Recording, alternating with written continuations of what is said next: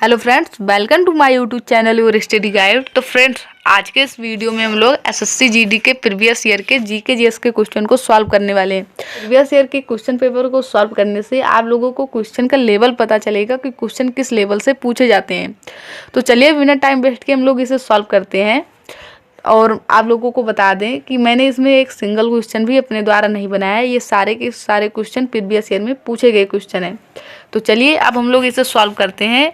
और इसे ना कि हम लोग सॉल्व करेंगे बस, बल्कि इससे रिलेटेड जितने क्वेश्चन बन सकते हैं उसको भी हम लोग इसमें देखेंगे। तो चलिए देखते हैं पहला क्वेश्चन। पहला क्वेश्चन है कि राष्ट्रीय स्तर की cricket championship Ranji trophy dot में शुरू हुई थी। तो देखिए, सबसे पहला क्वेश्चन ये ध्यान रखिए जो कि कई बार पूछा गया है कि रणजी ट्रॉफी किस खेल से संबंधित है। तो पहला क्वेश्चन ध्यान रखेंगे कि रणजी ट्रॉफी क्रिकेट से संबंधित है। वहाँ पर ऑप्शन दे दिया जाएगा फुटबॉल, हॉकी, कबड्डी, क्रिकेट। तो राइट आंसर क्या होगा? क्रिकेट। रणजी ट्रॉफी क्रिकेट से संबंधित है। और रणजी ट्रॉफी डाट में शुरू हुई थी। तो रणजी ट्रॉफी शुरू हुई थी 1934-35। राइट आंसर ऑप्शन 2 है 1934-35 में। तो यहाँ से आप लोग दो क्वेश्चन याद करेंगे कि रणजी ट्रॉफी किस खेल से संबंधित है। तो क्रिकेट से संबंधित है। और रणजी ट्रॉफी की शुरुआत कब हुई थी? तो 1934 और 35। चलिए अब हम लोग देखते हैं सेकंड क्वेश्चन। सेकंड क्वेश्चन क्या है? और सेकंड क्वेश्चन इंपॉर्टेंट क्वेश्चन है ये भी, क्योंकि आया हुआ सारा क्वेश्चन है तो सारे क्वेश्चन इंपॉर्टेंट है, लेकिन दोबारा पूछे जा सकते हैं, इसलिए कह रहे हैं मोस्ट इंपॉर्टेंट क्वेश्चन है ये। 2013 में राष्ट्रीय खाद्य सुरक्षा अधिनियम बनाया गया था। ये पूछा जा रहा है कि भारत के कितने % आबादी को खाद्यान्न प्रदान करता है। तो कितने % आबादी को खाद्यान्न प्रदान करता है? 75% इसका राइट आंसर होगा। जो 2013 में राष्ट्रीय खाद्य और सुरक्षा अधिनियम बनाया गया था, वो भारत की कितने % आबादी को खाद्यान्न प्रदान करता है? तो 75%। इसका राइट आंसर है ऑप्शन 3। अगला क्वेश्चन देखिए, क्वेश्चन क्या है? क्वेश्चन हम लोगों का है राधा श्रीधर ने 2018 में डाट में संगीत नाटक अकादमी पुरस्कार जीता था। अब देखिए, यहाँ से आप लोगों को 3-4 क्वेश्चन बताते हैं जो कि मोस्ट इंपॉर्टेंट स्ट्रेटेजी के क्वेश्चन है, बार बार पूछा जाता है। सबसे पहला क्वेश्चन पूछा जाता है कि भारत में कितने क्लासिकल डांस है। तो आप लोग ध्यान रखेंगे कितने क्लासिकल डांस है? 8 हैं। कितने हैं? 8 हैं।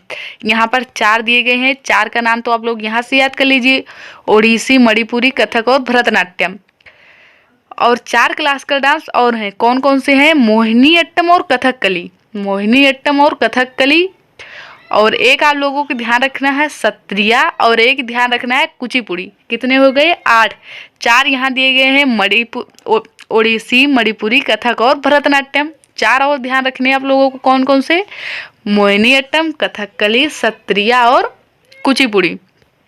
अब यहाँ पर आते हैं अपने क्वेश्चन पर। क्वेश्चन क्या यहाँ पूछ रहा है? राधा श्रीधर ने 2018 में एक डाट में संगीत नाटक अकादमी पुरस्कार जीता था। तो भरतनाट्यम में। ये भी ध्यान रखिए कि भरतनाट्यम क्लासिकल डांस किस राज्य का है? तो तमिलनाडु का है। कहाँ का है? तमिलनाडु का। कई बार तो ये भी पूछा जाता है कौन सा क्लासिकल डांस किस राज्य से संबंधित है। तो ओडिसी से संबंधित है, मणिपुरी से, कथक उत्तर प्रदेश से, भरतनाट्यम तमिलनाडु से, कथकली मोहिनीअट्टम केरल से संबंधित है, सत्रिया असम से संबंधित है और कुचिपुड़ी आंध्र प्रदेश से। नहीं समझ में आया होगा तो एक बार वीडियो को दोबारा देखिएगा, आप लोग समझ में आ जाएगा। चलिए आगे बढ़ते हैं हम लोग। और क्वेश्चन नंबर 4 क्या है ये देखते हैं। क्वेश्चन नंबर 4 है किसने भारत के 50वें मुख्य न्यायाधीश के रूप में शपथ ली है। पूछा उस समय का, क्योंकि 2023 का क्वेश्चन है ये, तो पूछा जा रहा है ली है। अब आप लोगों को पता होगा कि भारत के 91 मुख्य न्यायाधीश बन चुके हैं। कौन बने हैं? तो श्री संजीव खन्ना जी। कौन बने हैं? श्री संजीव खन्ना। लेकिन यहाँ जो क्वेश्चन पूछा जा रहा है, पहले आप लोग ये देखिए, भारत के 50वें मुख्य न्यायाधीश कौन बने थे? तो DY चंद्रचूड़ जी। कौन? Dhananjay Yashwant Chandrachud. Option 3 right answer था। लेकिन इस बार पूछा जाएगा कि भारत के 91 मुख्य न्यायाधीश कौन है। तो कौन है? श्री संजीव खन्ना। कौन? श्री संजीव खन्ना। ध्यान रखिएगा, मोस्ट इंपॉर्टेंट क्वेश्चन है। क्वेश्चन देखिए, द्रोणाचार्य खेल पुरस्कार डाट को दिया जाता है। तो किसे दिया जाता है? ये टीम के कोच को दिया जाता है। किसे? टीम के कोच को दिया जाता है। यहाँ पर देखिए ऑप्शन क्या दिया है? टीम के अध्यक्ष, टीम के कप्तान, टीम के सर्वश्रेष्ठ खिलाड़ी को। तो नहीं, द्रोणाचार्य खेल पुरस्कार किसे दिया जाता है? तो किसे दिया जाता है? टीम के कोच को। राइट आंसर ऑप्शन 4 है इसका। अगला क्वेश्चन देखिए, क्वेश्चन नंबर 6 क्या है। शिशु देखभाल संस्थान का कोई भी प्रभारी या कार्यरत कोई भी व्यक्ति जो बच्चे को शारीरिक दंड देता है वह डांट के अंतर्गत उत्तरदायी होगा। तो देखिए, किशोर न्याय अधिनियम के अंतर्गत शिशु देखभाल संस्थान का कोई भी व्यक्ति है जो उसमें कार्यरत है और यदि वो बच्चे को दंड देगा तो किशोर न्याय अधिनियम के अंतर्गत आएगा। ध्यान रखिएगा, ऑप्शन इसका राइट आंसर है। क्वेश्चन 7 क्या है, नगर पालिकाओं की शक्तियां, प्राधिकार और उत्तरदायित्व किस अनुसूची के अंतर्गत आते हैं।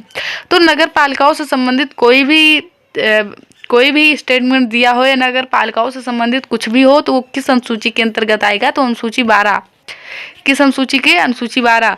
और सेकंड ऑप्शन तो आप लोगों को देखकर ही काट देना चाहिए, क्योंकि आप लोगों को पता होगा कि भारतीय संविधान में कितनी अनुसूची हैं। तो केवल 12 अनुसूची हैं। मूल संविधान में तो 8 अनुसूची थी, लेकिन बाद में 4 अनुसूची और जोड़ी गई। वर्तमान में भारतीय संविधान में टोटल कितनी अनुसूची हैं? 12 अनुसूचियां हैं। तो ऑप्शन सेकंड आप लोगों को वैसे भी काट देना चाहिए। राइट आंसर यानी कि नगर पालिकाओं से संबंधित कौन सी अनुसूची है? अनुसूची 12 है। आगे हम लोग देखते हैं, ये 7 नंबर क्वेश्चन हम लोग एक बार फिर से देख लेते हैं। और देखिए, नगर पालिकाओं की शक्तियां, प्राधिकार और उत्तरदायित्व किस अनुसूची के अंतर्गत आते हैं। तो अनुसूची 12 राइट आंसर। आप लोगों को बता देते हैं सारी अनुसूचियां और आप लोग इसे नोट भी कर लीजिए क्योंकि इंपॉर्टेंट क्वेश्चन है। अनुसूची 1 भारत के राज्यों और केंद्र शासित प्रदेशों से संबंधित है। अनुसूची 1। अनुसूची 2 वेतन एवं भत्ते से संबंधित है। अनुसूची 3 शपथ से संबंधित है। अनुसूची 4 राज्यों में कितनी सीटें होंगी उससे संबंधित है। अनुसूची 5 तो अनुसूचित जाति एवं जनजातियों से संबंधित है। अनुसूची 6 जनजातियों से संबंधित है। अनुसूची 7 सूचियों से संबंधित है, यानी कि संघ सूची, राष्ट्र सूची और समवर्ती सूची, ये 3 होती है, आप लोगों को पता होगा। अनुसूची 8 की बात करें तो भारत की भाषाओं से संबंधित है। आप लोगों को पता होगा पहले 14 भाषाएं थी, बाद में और भाषाएं जोड़ी गई तो वर्तमान में 22 भाषाएं हो गई। ये 8 अनुसूची मूल संविधान में थी। 4 अनुसूची और हैं जो कि बाद में जोड़ी गई। कौन कौन सी है उसे भी हम लोग देख लेते हैं। अनुसूची 9। अनुसूची 9 किससे संबंधित है? तो भूमि सुधार से संबंधित है। पहला ही संविधान संशोधन हुआ, उसमें 9वीं अनुसूची जोड़ी गई, भूमि सुधार से संबंधित। अनुसूची 10 दल बदल से संबंधित है। अनुसूची 11 पंचायत से संबंधित है, मोस्ट इंपॉर्टेंट है, ये बहुत बार पूछा जाता है। अनुसूची 12 नगर पालिकाओं से संबंधित है, जो कि इसमें पूछा गया था। तो राइट आंसर अब हम लोगों का ऑप्शन 4 है। चलिए हम लोग अब आगे बढ़ते हैं और आई होप आप लोगों को ये अनुसूची समझ में आ गई होगी। नहीं समझ में आया होगा तो आप लोग वीडियो को दोबारा जरूर देखिएगा। पश्चिमी समशीतोष्ण चक्रवातों के कारण सर्दियों के महीने में डाट की उपलब्धता रबी फसलों की सफलता में मदद करती है। तो वर्षण इसका राइट आंसर हो जाएगा। राइट आंसर इसका क्या हो जाएगा? वर्षण। तो वर्षण की उपलब्धता रबी फसलों की सफलता में मदद करती है। और इस बार एमटीएस में क्वेश्चन पूछा गया था कि भारत की मुख्य फसलें इनमें से कौन सी नहीं है। ऑप्शन दिया गया था रबी, एक ऑप्शन था खरीफ और एक ऑप्शन था जायद। क्या था? एक था जायद और एक ऑप्शन किसी दूसरे देश से संबंधित था। तो आप लोगों को मैं यहाँ पर जो बता रही हूँ, आप लोगों को ध्यान क्या रखना है कि भारत की मुख्य फसलें कौन सी हैं? रबी की हैं, खरीफ की हैं और जायद की।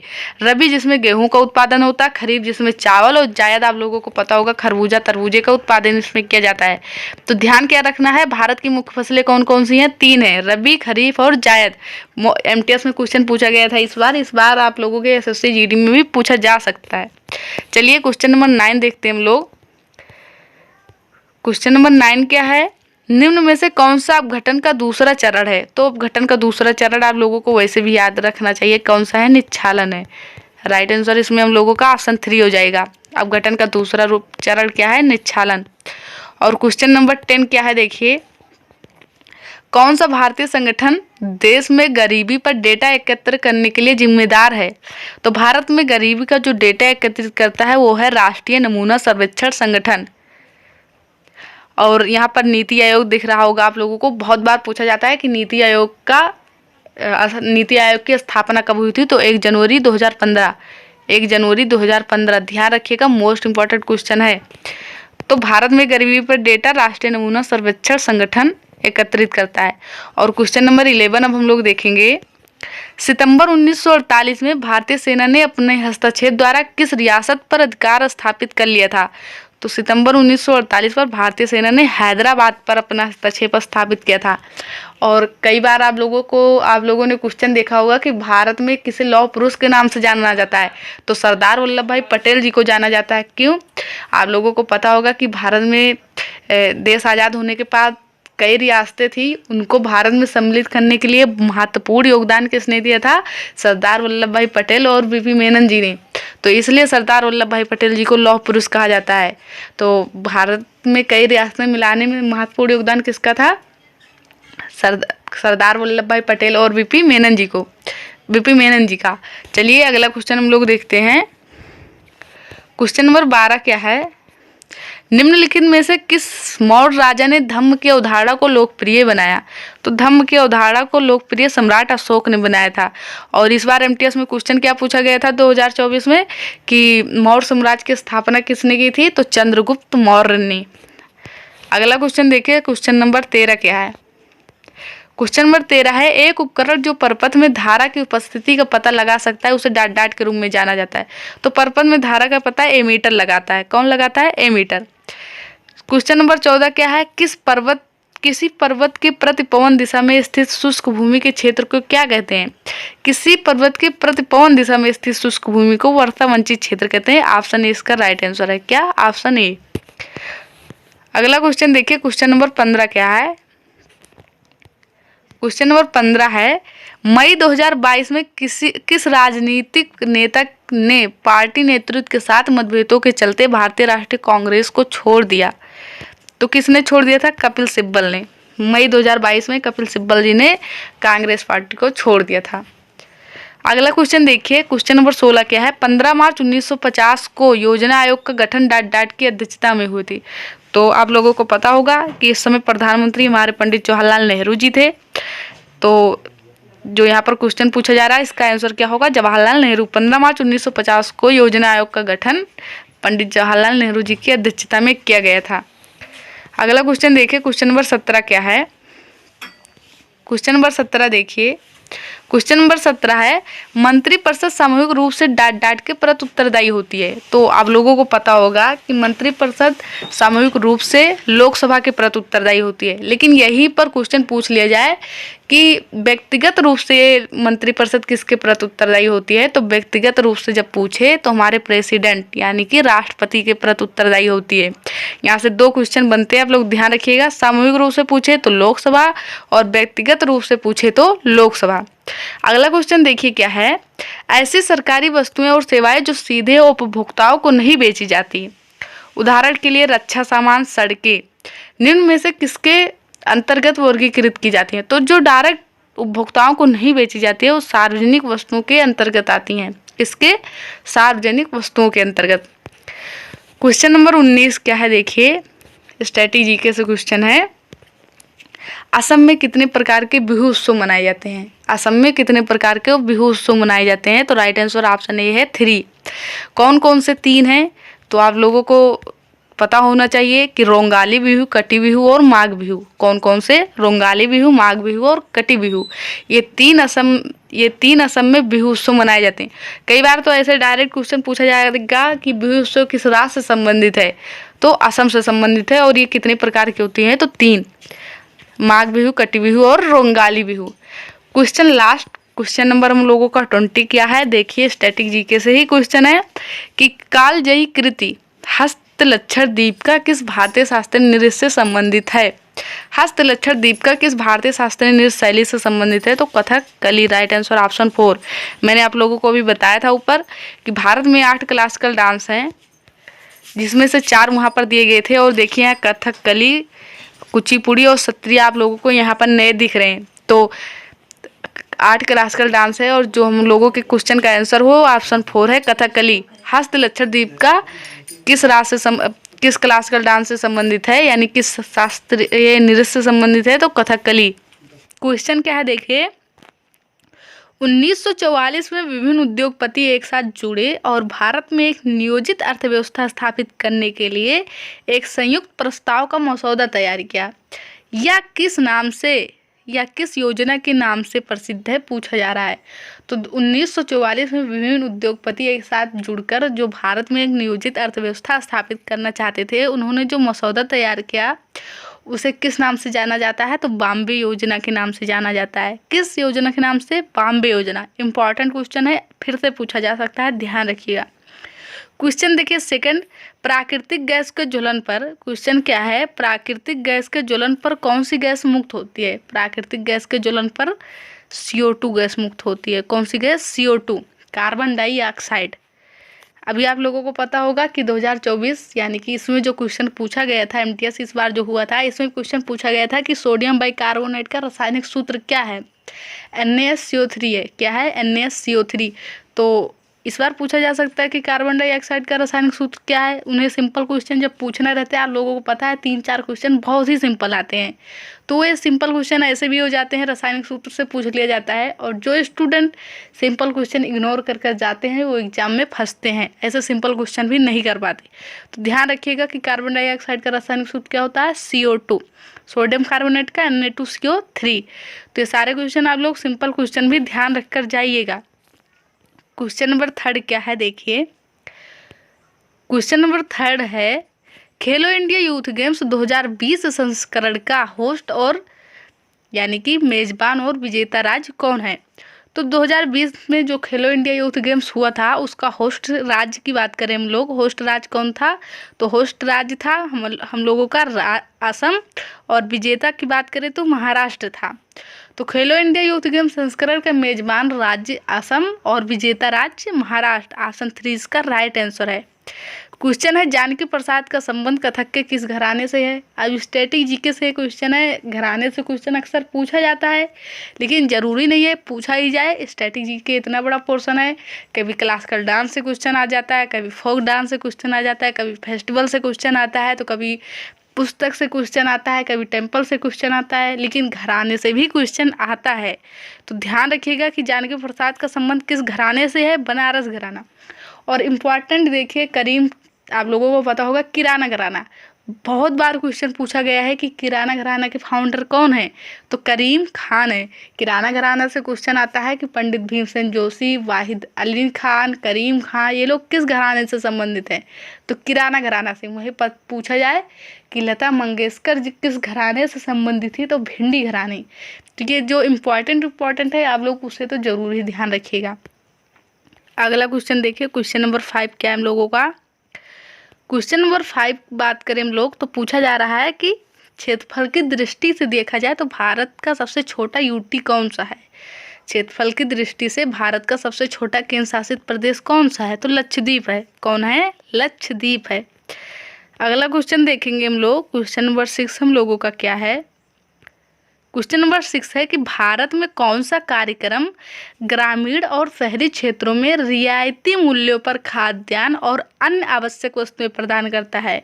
तो पब्लिक डिस्ट्रीब्यूशन सिस्टम है वो, जो क्या करता है? रियायती मूल्यों पर खाद्यान्न और अन्य आवश्यक वस्तुएं प्रदान करता है। क्या करता है? खाद्यान्न और अन्य आवश्यक वस्तुएं प्रदान करता है। वो कौन सा है? पब्लिक डिस्ट्रीब्यूशन सिस्टम, सार्वजनिक वितरण प्रणाली। सरकार के संसदीय स्वरूप को डॉट मॉडल के रूप में भी जाना जाता है।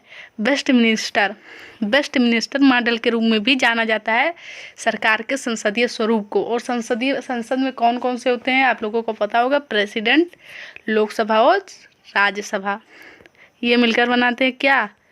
संसद। और इसको किस नाम से जाना जाता है? वेस्टमिनिस्टर मॉडल के रूप में भी जाना जाता है। अगला क्वेश्चन देखिए, चुनाव लड़ने और सरकार में सत्ता पर काबिज होने के लिए एक साथ आने वाले लोगों के समूह को क्या कहा जाता है? तो ये तो सिंपल सा क्वेश्चन है, राजनीतिक दल। क्या है ये? राजनीतिक दल है। चुनाव में लड़ने और सरकार में सत्ता पर काबिज होने के लिए जो एक साथ लोग आते हैं, उनके समूह को कहा जाता है राजनीतिक दल। क्वेश्चन है, डॉट के अंतर्गत सितंबर 2022 में आवासन और शहरी कार्य मंत्रालय द्वारा पेयजल सर्वेक्षण शुरू किया गया है। अमृत 2.0 राइट आंसर इसका क्या है? ऑप्शन ए है। क्या है? ऑप्शन ए राइट आंसर इसका है। क्वेश्चन नंबर 10 देखते हैं हम लोग। नालंदा, आप देखिए ऐसे सिंपल क्वेश्चन जो बार बार रिपीट होते हैं वही क्वेश्चन आते हैं एग्जाम में ज़्यादातर। क्वेश्चन क्या है, नालंदा विश्वविद्यालय की स्थापना किसने की थी, पूछा गया है। नालंदा विश्वविद्यालय की स्थापना डाडार द्वारा 5वीं शताब्दी में की गई थी। तो कुमारगुप्त, सिंपल सा क्वेश्चन है, आप लोगों को पता भी होगा। कुमारगुप्त ने किया था किसकी स्थापना, नालंदा विश्वविद्यालय की। निम्नलिखित में से कौन सा युग सुमेलित नहीं है। 2018 शीतकालीन ओलंपिक खेल कहाँ हुआ था, प्योंगचांग। 2014 का शीतकालीन ओलंपिक खेल कहाँ हुआ था, सोची। 2022 में शीतकालीन ओलंपिक खेल बीजिंग। 2010 शीतकालीन ओलंपिक खेल कहाँ हुआ था, लंदन। तो ये ऑप्शन हम लोगों का राइट आंसर हो जाएगा, क्योंकि ये ऑप्शन गलत दिया गया है। और इस बार आप लोगों को पता ही होगा कि ओलंपिक कहाँ हुआ था। इस बार ओलंपिक 2024 में ओलंपिक कहाँ हुआ था, पेरिस में हुआ था। और आप लोगों को पता ही होगा कि इसमें पूछा जाएगा कि नीरज चोपड़ा जी ने जेवेलियन थ्रो में कौन सा मेडल जीता था। तो पता होगा आप लोगों को, सिल्वर जीता था। क्या जीता था, सिल्वर। अगला क्वेश्चन देखिए, क्वेश्चन नंबर 12 क्या है। क्वेश्चन नंबर 12 है, खाद्य गाइड पिरामिड के शीर्ष पर क्या आता है। खाद्य गाइड जो पिरामिड होता है उसके शीर्ष पर क्या आता है, वसा और शर्करा, खाद्यान्न, दालें और फलियां, फल और सब्जियां। तो वसा और शर्करा, राइट आंसर क्या हो जाएगा। खाद्य गाइड पिरामिड जो होता है उसके शीर्ष पर क्या होता है, वसा और शर्करा होता है। अब देखिए, साइंस से क्वेश्चन कभी कभी कठिन भी आते हैं, कभी कभी आसान भी आते हैं। जैसे एमटीएस में इस बार क्या पूछा गया था, ज़्यादातर तो विटामिन, आप लोगों को पता होगा विटामिन पूछा जाता है, कोशिका पूछा जाता है, और कभी कभी थोड़ा क्वेश्चन कठिन भी आ जाते हैं। अगला क्वेश्चन देखिए, निम्नलिखित में से किसे दिल्ली सरकार द्वारा परिषद सम्मान प्राप्त हुआ है। तो सोना नारायण जी को। अब केलुचरण महापात्र, आप लोगों को पता होगा, कल के वैरायटी सेट में आप लोगों ने देखा था, पूछा गया था ये किस क्लासिकल डांस से संबंधित है। किस क्लासिकल डांस से संबंधित है, तो ओडिसी से। और सोना नारायण को दिल्ली सरकार द्वारा परिषद सम्मान प्राप्त हुआ है। क्वेश्चन नंबर 14 क्या है, देखिए क्वेश्चन नंबर 14 हम लोग देखते हैं। हाल ही में प्रकाशित पुस्तक मैडम सर, जो पुस्तक है मैडम सर, पूछा जा रहा है किस महिला आईपीएस अधिकारी की कहानी है ये। तो मैडम सर जो पुस्तक है ये किसकी कहानी है, तो मंजरी जरूहर की। मैडम सर जो पुस्तक है ये किस पर लिखी गई है, किसकी ये कहानी है, किस महिला की, वो महिला आईपीएस में वो कौन है, आईपीएस अधिकारी मंजरी जरूहर। अगला क्वेश्चन हम लोग देखते हैं, क्वेश्चन नंबर 15 क्या है। क्वेश्चन नंबर 15 है, देखते हैं अगला क्वेश्चन। अगला क्वेश्चन है, डाट सेक्टर में शामिल लोग प्राथमिक सामग्री को संसाधित करते हैं और उसे तैयार माल में परिवर्तित करते हैं। तो ये संसाधित नहीं है, संशोधित है। डाट सेक्टर में शामिल लोग प्राथमिक माल या प्राथमिक सामग्री को संशोधित करते हैं और उसे तैयार माल में परिवर्तित करते हैं। मैंने कल भी बताया था, ये सेकेंडरी सेक्टर होता है, द्वितीयक क्षेत्र होता है। जो प्राथमिक क्षेत्र में माल तैयार होता है उसे क्या करते हैं, संशोधित करते हैं और उसे तैयार माल के रूप में परिवर्तित कर देते हैं। और शिक्षा मैंने कल ही बताया था, ये टर्सरी सेक्टर में आता है, यानी कि तृतीयक क्षेत्र में। क्वेश्चन अगले देखते हैं हम लोग। क्वेश्चन नंबर 16 क्या है, ऋण एक डाट का निर्माण करते हैं क्योंकि उन्हें निश्चित अवधि में ऋणदाता को वापस करना पड़ता है। राइट आंसर इसका होगा देयता। अब आप देखिए, इकोनॉमिक्स का क्वेश्चन है, इसके वर्ड ही अजीब लगते हैं। देयता क्या होता है, आप लोगों को पता ही होगा कि हम लोग क्या करते हैं। जैसे मानो हम लोग किसी बैंक में पैसा जमा करते हैं, जैसे मानो हम लोग आरबीआई में पैसा जमा करते हैं, फिर जो पैसा जमा करते हैं हम लोग एक निश्चित समय पर क्या करता है, आरबीआई हम लोगों को ब्याज देता है, उसी को क्या कहा जाता है, देयता। तो क्या कह रहा है यहाँ पर, ऋण एक डाट का निर्माण करता है। तो जो ऋण दिया जाता है वो एक देयता का निर्माण करता है, क्योंकि उन्हें एक निश्चित अवधि में ऋणदाता को वापस करना पड़ता है। राइट आंसर क्या हो जाएगा, ऑप्शन 4 इसका राइट आंसर है। अगला क्वेश्चन पूछा जा रहा है कि गणगौर महोत्सव देवी यानी कि किस देवी के सम्मान में अधिकांशतः राजस्थान की महिलाओं द्वारा मनाया जाता है। तो देवी पार्वती के रूप में देवी पार्वती के सम्मान में गणगौर उत्सव मनाया जाता है। कहाँ मनाया जाता है, तो राजस्थान में, राजस्थान की महिलाओं द्वारा ये मनाया जाता है। क्वेश्चन नंबर 18 हम लोगों का क्या है, देखिए क्वेश्चन नंबर 18 है, नवंबर 2022 तक की स्थिति के अनुसार निम्नलिखित में से कौन लक्षद्वीप भारत के प्रशासक हैं। तो प्रफुल्ल पटेल। राइट आंसर क्या होगा इसका, Praful Patel, option second. Question number 19 है हम लोगों का, एल नीनो साइंस से क्वेश्चन है। क्वेश्चन क्या है, एल नीनो एक ऐसी घटना है जिसमें हर 2 से 5 साल में डाट तट से गुजरने वाली ठंडी धारा के स्थान पर गर्म महासागरीय धारा बहती है। जियोग्राफी का क्वेश्चन है। क्वेश्चन क्या है, एल नीनो एक ऐसी घटना है जिसमें हर 2 से 5 साल में डाट तट से, पूछा जा रहा है किस तट से गुजरने वाली ठंडी धारा के स्थान पर गर्म महासागरीय धारा बहती है, तो पेरू। राइट आंसर क्या है, पेरू। एल नीनो एक ऐसी घटना है जो 2 या 5 साल में पेरू तट से गुजरने वाली ठंडी धारा के स्थान पर गर्म महासागरीय धारा बहती है। और सबसे लास्ट क्वेश्चन आज हम लोगों का क्या है, हिस्ट्री से क्वेश्चन है 1905। यहाँ पर ध्यान रखिएगा, बंगाल का विभाजन कब हुआ था, 1905 में। पूछा जा रहा है कारण क्या था, मुख्य कारण। 1905 में बंगाल के विभाजन के लिए अंग्रेजों द्वारा निम्नलिखित में से कौन सा मुख्य तर्क प्रस्तुत किया गया था। देखिए, उनका तो मुख्य तर्क क्या था कि लोगों में फूट डालकर वहाँ राज करो, फूट डालो राज करो की नीति था उनका। तो मुख्य उद्देश्य यही था कि हम सबको अलग अलग कर दें, लेकिन लोगों के सामने तो उन्हें अच्छा दिखना था। तो उन्होंने कारण क्या बताया था, उन्होंने कारण बताया था कि प्रशासनिक कार्यों में करने में हमको कठिनाई होती है। प्रशासनिक सुविधा जो हम आप लोगों को देखते हैं उसको, उसमें कठिनाई होती है। प्रशासनिक सुविधा के लिए हम बंगाल का विभाजन कर रहे हैं। तो राइट आंसर क्या है, ऑप्शन 3। लेकिन उनका मुख्य उद्देश्य तो यही था कि लोगों में फूट डालो, लोगों को अलग अलग कर दो, वो मिलकर न रहें, जिससे उन्हें राज करने में, भारत में राज करने में उन्हें कोई दिक्कत ना हो। लेकिन वो लोगों को कारण बताते थे कि प्रशासनिक सुविधा में हमें कठिनाई होती है। तो 1905 में बंगाल के विभाजन के लिए अंग्रेजों द्वारा निम्नलिखित में से कौन सा मुख्य तर्क प्रस्तुत किया गया था, तो प्रशासनिक सुविधा का। क्वेश्चन पूछा गया है मॉडर्न हिस्ट्री से, और आप लोगों को बता दें कि इसमें एक सिंगल क्वेश्चन भी हम अपने द्वारा नहीं बनाते हैं। सारे के सारे क्वेश्चन 2023 में पूछे गए क्वेश्चन हैं। क्वेश्चन क्या है, पहला क्वेश्चन अब देखिए, असहयोग आंदोलन के प्रस्ताव की पुष्टि दिसंबर 1920 में डाट यानी कि कहाँ आयोजित भारतीय राष्ट्रीय कांग्रेस के वार्षिक अधिवेशन में की गई थी। तो पूछा जा रहा है क्वेश्चन कि जो असहयोग आंदोलन गांधी जी ने शुरू किया था, इसका प्रस्ताव भारतीय राष्ट्रीय कांग्रेस के किस अधिवेशन में पारित किया गया था। पहला क्वेश्चन यहाँ से देखिए, जितने क्वेश्चन बनेंगे हम लोग उसे भी देखते चलेंगे। पहला क्वेश्चन ध्यान दीजिए क्या बन सकता है कि आप लोगों को पता होगा कि असहयोग आंदोलन का प्रस्ताव गांधी जी ने पहले कलकत्ता अधिवेशन में पेश किया था, जो कि 1920 में ही हुआ था। 1920 में कलकत्ता अधिवेशन हुआ था जिसमें गांधी जी ने असहयोग आंदोलन के प्रस्ताव को पेश किया था। लेकिन उस समय कांग्रेस, भारतीय राष्ट्रीय कांग्रेस के अध्यक्ष लाला लाजपत राय जी थे और उन्होंने इस प्रस्ताव को पास नहीं किया था। लेकिन 1920 में ही अधिवेशन हुआ, नागपुर अधिवेशन, और उस समय अध्यक्ष वीर राघवाचार्य जी थे और उन्होंने असहयोग आंदोलन के प्रस्ताव को पास कर दिया था। तो यहाँ पर राइट आंसर हम लोगों का क्या हो जाएगा, नागपुर अधिवेशन। असहयोग आंदोलन के प्रस्ताव को पास किसने किया था, वीर राघवाचार्य जी थे। उस समय वो भारतीय राष्ट्रीय कांग्रेस के अध्यक्ष थे।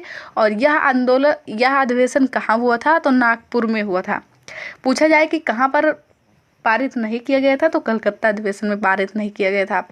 अब भारतीय राष्ट्रीय कांग्रेस से बेसिक क्वेश्चन जो बन सकते हैं उसे ध्यान रखिए कि भारतीय राष्ट्रीय कांग्रेस की स्थापना कब हुई थी, तो 28 दिसंबर 1885 में हुई थी। कब हुई थी, 28 दिसंबर 1885 में हुई थी।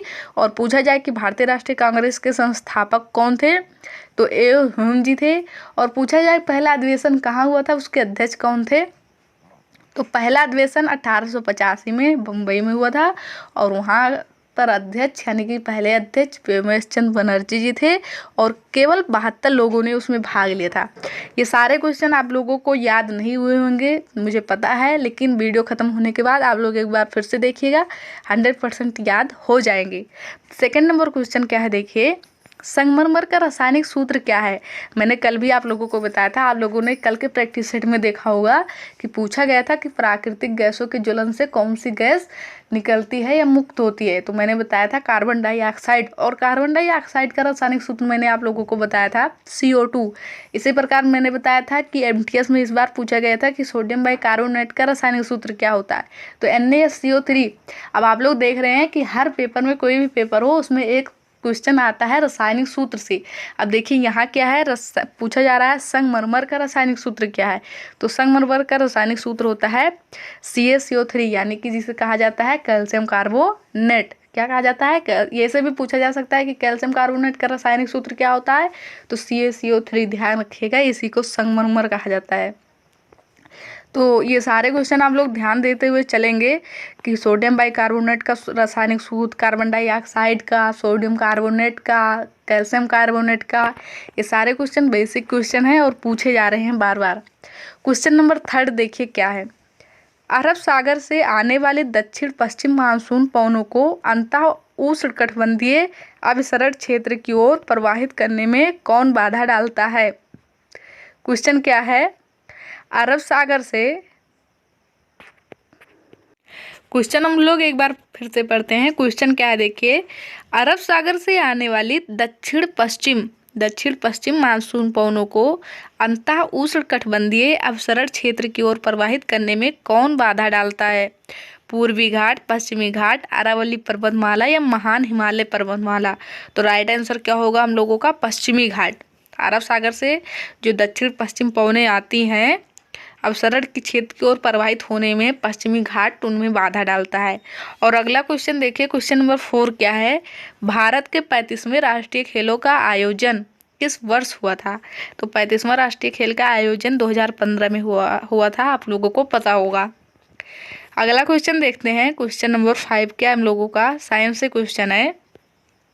क्वेश्चन क्या है देखिए, प्लाज्मा झिल्ली के अंदर डाट एक तरल पदार्थ होता है। तो आप लोगों को पता होगा कि प्लाज्मा झिल्ली के अंदर क्या होता है?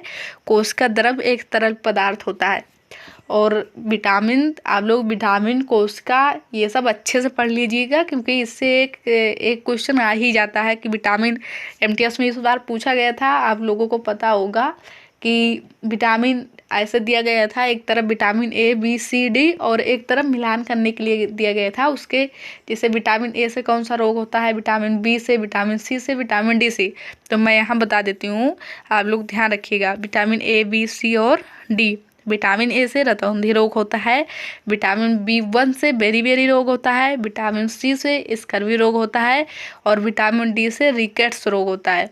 तो विटामिन की खोज किसने की थी? तो आप लोगों को पता होगा, विटामिन की खोज फंक ने की थी। और कब की थी? तो 1911 में की थी। ये सारे क्वेश्चन मोस्ट इंपॉर्टेंट हैं। साइंस से क्वेश्चन बनता है कि कोशिका की खोज किसने की थी? तो रॉबर्ट हुक ने की थी, आप लोगों को पता होगा। ये सारे क्वेश्चन बेसिक क्वेश्चन हैं जो कि बार बार पूछे जाते हैं। अगला क्वेश्चन देखिए, क्वेश्चन नंबर 6 क्या है? निम्नलिखित में से किस नर्तक ने 2004 में संगीत नाटक अकादमी पुरस्कार जीता? क्वेश्चन क्या है? निम्नलिखित में से किस नर्तक ने 2004 में संगीत नाटक अकादमी पुरस्कार जीता? तो जतिन गोस्वामी जो हैं, इन्होंने जीता था संगीत नाटक अकादमी पुरस्कार 2004 में।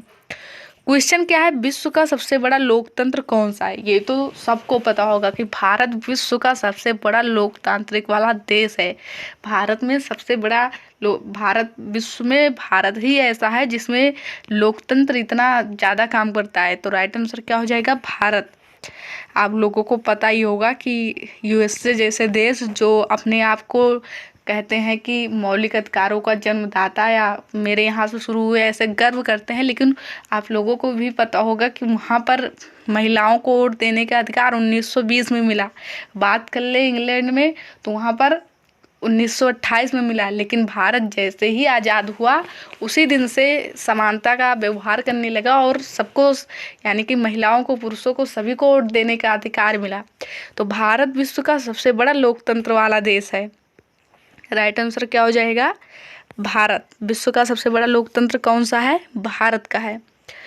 अगला क्वेश्चन देखिए, क्वेश्चन क्या है? क्वेश्चन नंबर 8 हम लोग देखते हैं अब। क्वेश्चन नंबर 8 है, जुलाई 2022 में महाराष्ट्र राज्य विधानसभा के इतिहास में सबसे कम आयु के स्पीकर कौन बने? साजन शाह, विवेक बिंद्रा, संदीप माहेश्वरी या राहुल नार्वेकर? क्वेश्चन क्या है? क्वेश्चन क्या है हम लोगों का?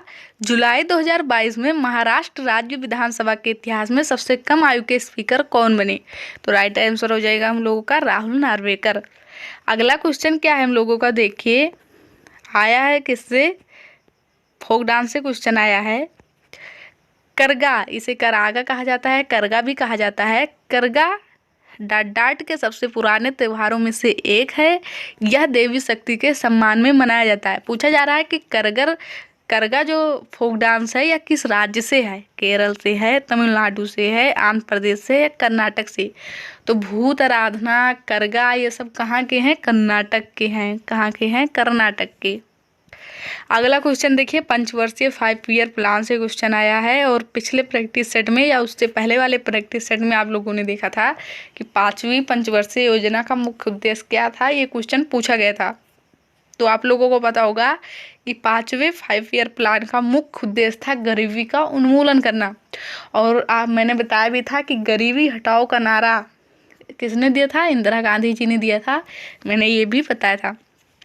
आज क्वेश्चन क्या है देखिए, आज क्वेश्चन पूछा गया है कि छठी पंचवर्षीय योजना के अनुसार लक्षित आर्थिक विकास दर क्या थी? तो 5.2 थी। कितना थी? 5.2। ऑप्शन 3 इसका राइट आंसर है। छठी पंचवर्षीय योजना का मुख्य उद्देश्य या के अनुसार लक्षित आर्थिक विकास दर 5.2 थी। क्वेश्चन नंबर 11 अब देखिए क्या है। क्वेश्चन नंबर 11 है डाट यानी कि संगठित क्षेत्र में कताई और बुआई को छोड़कर संपूर्ण वस्त्र मूल्य श्रृंखला टेक्सटाइल वैल्यू चैन में कौन विकास और प्लेसमेंट उन्मुख प्रशिक्षण प्रदान करने का प्रयोजन रखता है? तो समर्थ योजना इसका राइट आंसर है। समर्थ योजना संगठित क्षेत्र में कताई और बुनाई को छोड़कर संपूर्ण वस्त्र मूल्य श्रृंखला में कौशल विकास और प्लेसमेंट उन्मुख प्रशिक्षण प्रदान करने का प्रयोजन रखता है। इसका राइट आंसर क्या हो जाएगा? समर्थ योजना, यानी कि ये समर्थ योजना के बारे में ही दिया गया है। अगर आप लोगों ने पढ़ा होगा समर्थ योजना पहले से तो आप लोगों को पता होगा। अगला क्वेश्चन देखिए क्या है। Question number 12। क्वेश्चन नंबर 12 है यदि सार्वजनिक ऋण से भविष्य में निर्गत में वृद्धि होती है तो यह एक प्रकार का बोझ है। वृद्धि कम होती है, वृद्धि बढ़ती है, विस्तारित होती है या आवर्धित होती है? क्वेश्चन क्या है? क्वेश्चन है यदि सार्वजनिक ऋण से भविष्य में निर्गत में वृद्धि, तो यहाँ पर क्या हो जाएगा? वृद्धि कम होती है तो यह एक प्रकार का बोझ है। और कल मैंने बताया था एक क्वेश्चन इकोनॉमिक्स से आया था जिसमें राइट आंसर हम लोगों का देता हुआ था कि एक निश्चित अवधि के दौरान जो बैंक ऋण देता है उसी को क्या बोला जाता है? देयता बोला जाता है। वो भी आप लोगों को पता होगा। और आज क्वेश्चन क्या है, यदि सार्वजनिक ऋण से भविष्य में निर्गत में वृद्धि कम हो जाए तो यह एक प्रकार का बोझ होता है। तो राइट आंसर ऑप्शन ए इसका होगा। अगला क्वेश्चन देखिए, निम्नलिखित में से डाट एक खाद्य फसल है। जूट, रबड़, कपास या चावल? तो ये तो सिंपल सा क्वेश्चन है, इसे तो कोई भी सॉल्व कर लेगा। जूट आप लोगों को पता ही है कि ये कोई खाद्य फसल नहीं है। रबड़, कपास से वस्त्र बनते हैं, आप लोगों को पता ही होगा। जूट से भी धागे, ये सारी चीज़ें बनती है। तो राइट आंसर क्या हो जाएगा? चावल। चावल एक खाद्य फसल है, सबको पता है। अगला क्वेश्चन देखिए, क्वेश्चन क्या है। क्वेश्चन हम लोग देखते हैं। क्वेश्चन नंबर 14 क्या है, इसका एक आंसर नीचे भी है। क्वेश्चन है निम्नलिखित में से किस जलवायु में आप रबर की फसल नहीं उगा सकती? उपोष्ण, उष्ण, भूमध्य रेखीय जलवायु या ध्रुवीय? तो राइट आंसर क्या हो जाएगा? ध्रुवीय जलवायु में आप रबर की फसल नहीं उगा सकते। ऑप्शन 4 राइट आंसर है। और क्वेश्चन नंबर 15 क्या है देखिए आज का, भारत के शास्त्रीय नृत्यों क्लासिकल डांसों में से एक शास्त्रीय नृत्य निम्नलिखित में से किस धर्म की शिक्षाओं को दर्शाता है? हिंदू धर्म को दर्शाता है। मैंने बताया था आप लोगों को पहले या दूसरे प्रैक्टिस सेट में कि भारत में केवल 8 क्लासिकल डांस है, जिसमें मैंने बताया था कि तमिलनाडु का है। और सत्रिया भी मैंने बताया था। सत्रिया कहाँ का है? सत्रिया आसम का है। मैंने बताया था तमिलनाडु का भरतनाट्यम है, ओडिसी का ओडिसी ही है, मणिपुरी का मणिपुरी है, केरल का मैंने बताया था 2 है, मोहिनीअट्टम और कथकली। उसके बाद मैंने बताया था कथक कहाँ का है? तो कथक कहाँ का है? उत्तर प्रदेश का। सत्रिया कहाँ का है? तो सत्रिया यहाँ पर आप लोग देख ही रहे हैं असम का है। ये पूछा जा रहा है कि सत्रिया किस धर्म से संबंधित है? तो सत्रिया हिंदू धर्म से संबंधित है। कहाँ का है? तो असम का क्लासिकल डांस है। अगला क्वेश्चन हम लोग देखेंगे, क्वेश्चन नंबर 16। क्वेश्चन नंबर 16 है जनगणना 2011 के अनुसार भारत का दूसरा सबसे अधिक जनसंख्या वाला राज्य कौन सा है? तो सबसे पहला यहाँ पर दूसरा पूछा जा रहा है, पहला सबसे अधिक जनसंख्या वाला राज्य कौन सा है? यूपी है। कौन है? यूपी है। लेकिन दूसरा यहाँ पर पूछा जा रहा है तो महाराष्ट्र का इसका राइट आंसर होगा। और आप लोगों को पता होगा कि जनसंख्या घनत्व किस राज्य में सबसे अधिक है? तो किस में है? बिहार में है। 1106 लोग 1 किलोमीटर के अंदर रहते हैं। यूटी की बात कर ले तो सबसे ज़्यादा आप लोगों यूटी या राज्य दोनों मिलाकर पूछ ले जाए तो दिल्ली है, लेकिन राज्य पूछा जाए जनसंख्या घनत्व सबसे ज़्यादा कहाँ है, तो कहाँ है? बिहार में है। 1106 लोग 1 किलोमीटर के अंदर रहते हैं। अगला क्वेश्चन देख लीजिए, क्वेश्चन नंबर 17 क्या है? क्वेश्चन नंबर 17 है, नवंबर 2022 में महाराष्ट्र भारत में अंधेरी पूर्व निर्वाचन क्षेत्र से विधानसभा के सदस्य कौन बने हैं? देवेंद्र फडणवीस, नारायण राणे, ऋतुजा लटके, चंद्रकांत जाधव। क्वेश्चन क्या है एक बार फिर से हम लोग देखते हैं। क्वेश्चन है हम लोगों का, नवंबर 2022 में महाराष्ट्र भारत में अंधेरी पूर्व निर्वाचन क्षेत्र से विधानसभा के सदस्य कौन बने हैं? तो कौन बने हैं? ऋतुजा लटके। राइट आंसर हम लोगों का क्या हो जाएगा? ऋतुजा लटके। अगला क्वेश्चन है क्वेश्चन नंबर 18। देखिए क्वेश्चन नंबर 18 है, साइखोम मीराबाई चानू एक डाट हैं। तो आप लोगों को पता होगा कि मीराबाई चानू जी भारतीय उत्तोलक से संबंधित है, और इस बार पेरिस ओलंपिक में क्वालिफाई करने वाली एकमात्र भारतीय उत्तोलक कौन बनी थी? मीराबाई चानू जी। तो राइट आंसर क्या हो जाएगा? ऑप्शन सेकंड इसका राइट आंसर है। क्वेश्चन 19 देखते हैं हम लोग। क्वेश्चन नंबर 19 क्या है? सातवाहन साम्राज्य से आया है। कल आप लोगों को पता होगा कि क्वेश्चन क्या पूछा गया था, नालंदा विश्वविद्यालय की स्थापना किस शासक ने की थी? तो मैंने बताया था कुमारगुप्त। कल ये क्वेश्चन आया था। आज क्वेश्चन क्या है हिस्ट्री से? देखिए, सातवाहन साम्राज्य की स्थापना लगभग कितने वर्ष पूर्व हुई थी? सातवाहन साम्राज्य की स्थापना लगभग कितने वर्ष पूर्व हुई थी? तो 2100 वर्ष पूर्व हुई थी। कब हुई थी? 2100 वर्ष पूर्व। और आप लोग यहाँ से ईयर से देख रहे हैं कि पूछा गया था। आप लोगों ने अगले प्रैक्टिस सेट या पिछले प्रैक्टिस सेट में देखा था कि बलबन का शासनकाल कितना था, तो 1266 से 1287 मैंने बताया था। तो इस प्रकार अगर आप लोग प्रैक्टिस सेट भी सारे हल कर लेते हैं तो कई सारे क्वेश्चन यहाँ से आप लोगों के क्लियर हो जाएंगे। तो राइट आंसर हम लोगों का क्या हो जाएगा? ऑप्शन सेकंड, सातवाहन साम्राज्य की स्थापना लगभग 2100 वर्ष पूर्व हुई थी। और आज का लास्ट क्वेश्चन क्या है देख लीजिए।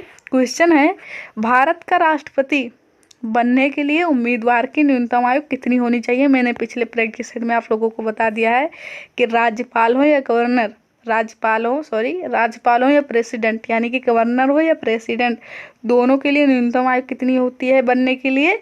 35 ईयर। और प्रधानमंत्री बनने के लिए 25 ईयर होती है। कितना?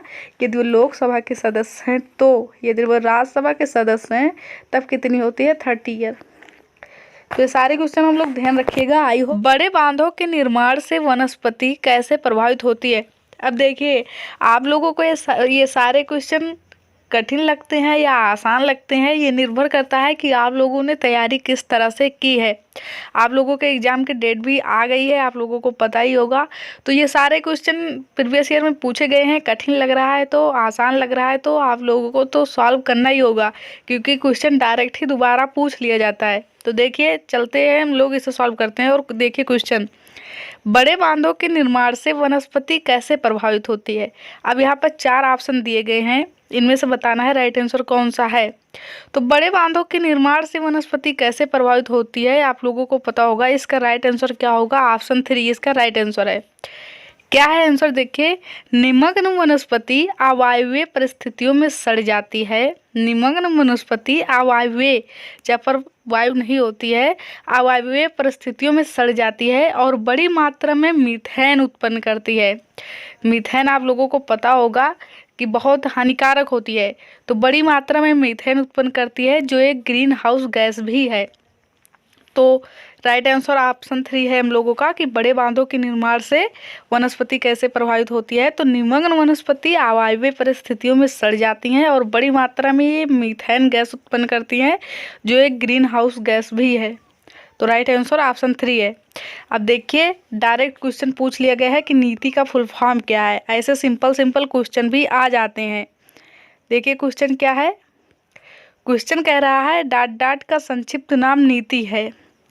अब यहाँ पर ऑप्शन दिया गया है, इसमें बताया गया है। तो देखिए, इनडायरेक्टली पूछा जा रहा है क्या, नीति का फुल फॉर्म क्या है। तो ये तो सिंपल है, आप लोगों को पता ही होगा कि नेशनल इंस्टीट्यूशन ट्रांसफॉर्मिंग इंडिया।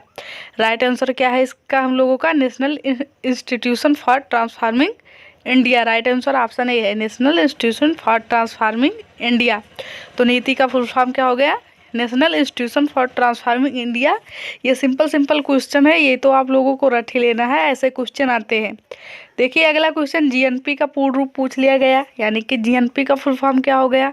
दो क्वेश्चन तो ऐसे सिंपल आए थे। जीएनपी का फुल फॉर्म क्या होगा? तो gross national product. Right answer क्या होगा? ऑप्शन 4 क्या है? Gross national product. अगला क्वेश्चन देखिए, क्वेश्चन नंबर 4 हिस्ट्री से आया है।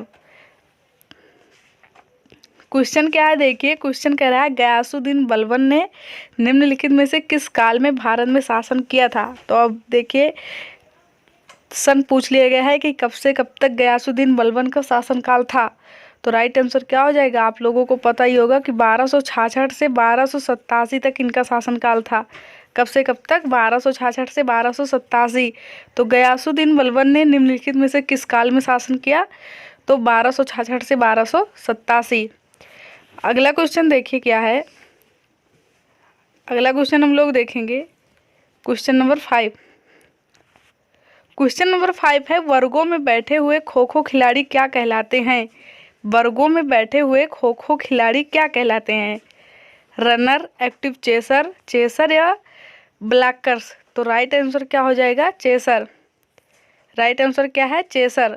वर्गों में बैठे हुए खो खो खिलाड़ी को क्या कहते हैं? Chaser. Question number 6। Question number 6 क्या है देखिए, जून 2022 में इंडिया इंटरनेशनल सेंटर, जून 2022 में इंडिया इंटरनेशनल सेंटर के नए अध्यक्ष के रूप में पदभार किसने संभाला? कमला देवी चट्टोपाध्याय, श्याम सरन, करण सिंह, नरेंद्र नाथ वोहरा। तो जून 2022 में इंडिया इंटरनेशनल सेंटर यानी कि आईआईसी के नए अध्यक्ष के रूप में पदभार किसने संभाला है? तो श्याम सरन ने। राइट आंसर क्या है? Option second, Shyam Saran. Question number 7 हम लोगों का क्या है देखिए, क्वेश्चन नंबर 7 है कि निम्नलिखित में से कौन मोहिनी अट्टम से संबंधित हैं? आप लोगों ने इसे प्रैक्टिस सेट सेकंड या थर्ड में भी देखा होगा ये नाम, कनक रेले। राइट आंसर क्या होगा? हो जाएगा कनक रेले। कनक रेले किस क्लासिकल डांस से संबंधित है? मोहिनी अट्टम। और मोहिनी अट्टम कथकली मैंने कल ही बताया था कि ये कहाँ की क्लासिकल डांस है, तो केरल के। पूछा जाता है कि किस राज्य के दो क्लासिकल डांस है, तो केरल के। कौन कौन से? मोहिनी अट्टम और कथकली। और मोहिनी अट्टम से कौन संबंधित है? तो कनक रेले। अभी आप लोगों को पता होगा कि प्रसिद्ध तबला वादक जाकिर हुसैन जी की डेथ हो गई है। इस बार उनसे करंट का क्वेश्चन जरूर बनेगा कि या तो यही पूछ लिया जाएगा कि उनकी डेथ कब हुई, या ये पूछ लिया जाएगा कि वो किस वाद्य यंत्र से संबंधित थे। तो आप लोगों को पता होगा कि आप लोगों को पता होगा कि जाकिर हुसैन जी प्रसिद्ध तबला वादक थे। उनसे इस बार क्वेश्चन जरूर बनेगा, उनका नाम जरूर ध्यान रखिएगा आप लोग। यामिनी कृष्णमूर्ति आप लोगों को पता होगा भरतनाट्यम क्लासिकल डांस से संबंधित है, और 2024 में ही उनकी भी मृत्यु हुई है, तो वो भी उनसे भी क्वेश्चन बनेगा। चलिए अगला क्वेश्चन देखिए, क्वेश्चन नंबर 8 क्या है, खेलो इंडिया यूथ गेम्स में आयु वर्ग की किन दो श्रेणियों पर विचार किया गया है? तो जो दो आयु वर्ग हैं, दो आयु वर्ग की श्रेणियां हैं खेलो इंडिया से संबंधित है, वो है 17 के नीचे और 21 के नीचे। ऑप्शन 4 इसका राइट आंसर है। क्वेश्चन नंबर 9 क्या है देखिए, संविधान से क्वेश्चन बना है। और देखिए कल क्वेश्चन बना था, आप लोगों को पता होगा कल के प्रैक्टिस सेट में हम लोगों ने देखा था कि किससे क्वेश्चन आया था? मौलिक अधिकार से आया था ना, कि आर्टिकल 17 यानी कि अस्पृश्यता का अंत किस अनुच्छेद में, अस्पृश्यता के अंत का वर्णन किस अनुच्छेद में दिया है? तो 17 का लिए क्वेश्चन था। और आज का क्वेश्चन देखिए क्या है, किस राज्य में मंत्रिपरिषद की नियुक्ति, किसी राज्य में मंत्रिपरिषद की नियुक्ति डाट की सलाह पर की जाती है? तो देखिए यहाँ पर राज्य की बात की गई है, तो राज्य में जो मंत्रिपरिषद बनती है वो किसकी सलाह पर होती है? मुख्यमंत्री की। वैसे आप लोगों को पता होगा कि केंद्र में मंत्रिपरिषद यानी कि जो मंत्री बनते हैं, आप लोगों को पता होगा कि मंत्रिपरिषद में 3 प्रकार के मंत्री होते हैं, कैबिनेट मंत्री, राज्य मंत्री और उप मंत्री। कौन कौन से? कैबिनेट मंत्री, राज्य मंत्री और उप मंत्री। तो इन मंत्रियों की जो नियुक्ति होती है वो प्रधानमंत्री की सलाह पर होती है। प्रधानमंत्री जिस पद पर कहते हैं उस पद पर मंत्री को बिठाया जाता है। तो राज्य की बात करें तो मुख्यमंत्री, केंद्र की बात करें तो प्रधानमंत्री। और इन मंत्रिपरिषद के मंत्रियों को शपथ कौन ग्रहण करवाते हैं? तो आप लोगों को पता होगा, राष्ट्रपति। देखिए स्टैटिक जीके से क्वेश्चन है कि केलुचरण महापात्र किस शास्त्रीय नृत्य शैली से संबंधित है? तो अब देखिए, कल आप लोगों को पता होगा कि आया था झावेरी बहन। कौन आया था? झावेरी बहनों में आया था कि साहित्य अकादमी पुरस्कार उन्हें किस क्लासिकल डांस में मिला है? तो मणिपुरी मैंने बताया था, और ये भी बताया था कि गुरु विपिन सिंह किस क्लासिकल डांस से संबंधित है? तो मणिपुर। आज ये बहुत ही इंपॉर्टेंट नेम आया है कि केलुचरण महापात्र। क्वेश्चन क्या आया है कि केलुचरण महापात्र किस शास्त्रीय नृत्य शैली से संबंधित है? तो केलुचरण महापात्र आप लोगों को पता होगा या नहीं पता होगा तो नोट कर लीजिएगा। ओडिसी किससे संबंधित है? ओडिसी डांस से। ओडिसी क्लासिकल डांस है उड़ीसा का, और केलुचरण महापात्र इससे संबंधित है। मोस्ट इंपॉर्टेंट क्वेश्चन है। क्वेश्चन नंबर 11 देखिए क्या है। क्वेश्चन नंबर 11 क्या है? निम्नलिखित में से कौन सी द्वितीयक क्षेत्र गतिविधि है? खनन, उत्खनन, विनिर्माण या वानिकी? कल इकोनॉमिक्स से इसी क्षेत्र से ही क्वेश्चन आया था, आप लोगों को पता होगा। कल के प्रैक्टिस सेट में आप लोगों ने देखा होगा कि पूछा गया था कि देश की आज़ादी के समय देश की कितनी प्रतिशत जनसंख्या कृषि पर निर्भर थी? तो मैंने बताया था आप लोगों को कितना परसेंट? 75%। और उस समय मैंने बताया था, क्या बताया था? मैंने बताया था कि देश की आज़ादी के समय देश की जीडीपी में सर्वाधिक योगदान किस क्षेत्र का था?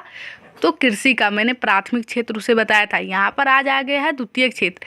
द्वितीयक क्षेत्र के अंतर्गत क्या आते हैं? तो जो प्राथमिक क्षेत्र के द्वारा निर्माण किए जाते हैं उसे और आगे बढ़ाने का काम कौन करता है? द्वितीयक क्षेत्र, यानी कि उसका काम क्या होता है? विनिर्माण करने का। राइट आंसर क्या हो जाएगा? ऑप्शन 3 विनिर्माण। खनन, उत्खनन, ये वानिकी, ये सब किसका काम होता है? प्राथमिक क्षेत्र का। और उसे आगे बढ़ाने का उद्योग का काम किसका होता है? द्वितीयक क्षेत्र का। और सेवा का क्षेत्र जो होता है वो किस में आता है? टर्सरी सेक्टर, यानी कि तृतीयक क्षेत्र में। तो ऐसे प्रैक्टिस सेट भी आप लोग करेंगे तो बहुत सारे क्वेश्चन आप लोगों के यहीं से क्लियर हो जाएंगे। क्वेश्चन देखिए, क्वेश्चन नंबर 12 क्या है? भारत के निम्नलिखित में से किस केंद्रीय मंत्री ने नवंबर 2022 में जम्मू कश्मीर के कटरा में आयोजित हुए ई गवर्नेंस पर 25वें यानी कि 25वें राष्ट्रीय सम्मेलन का उद्घाटन किया?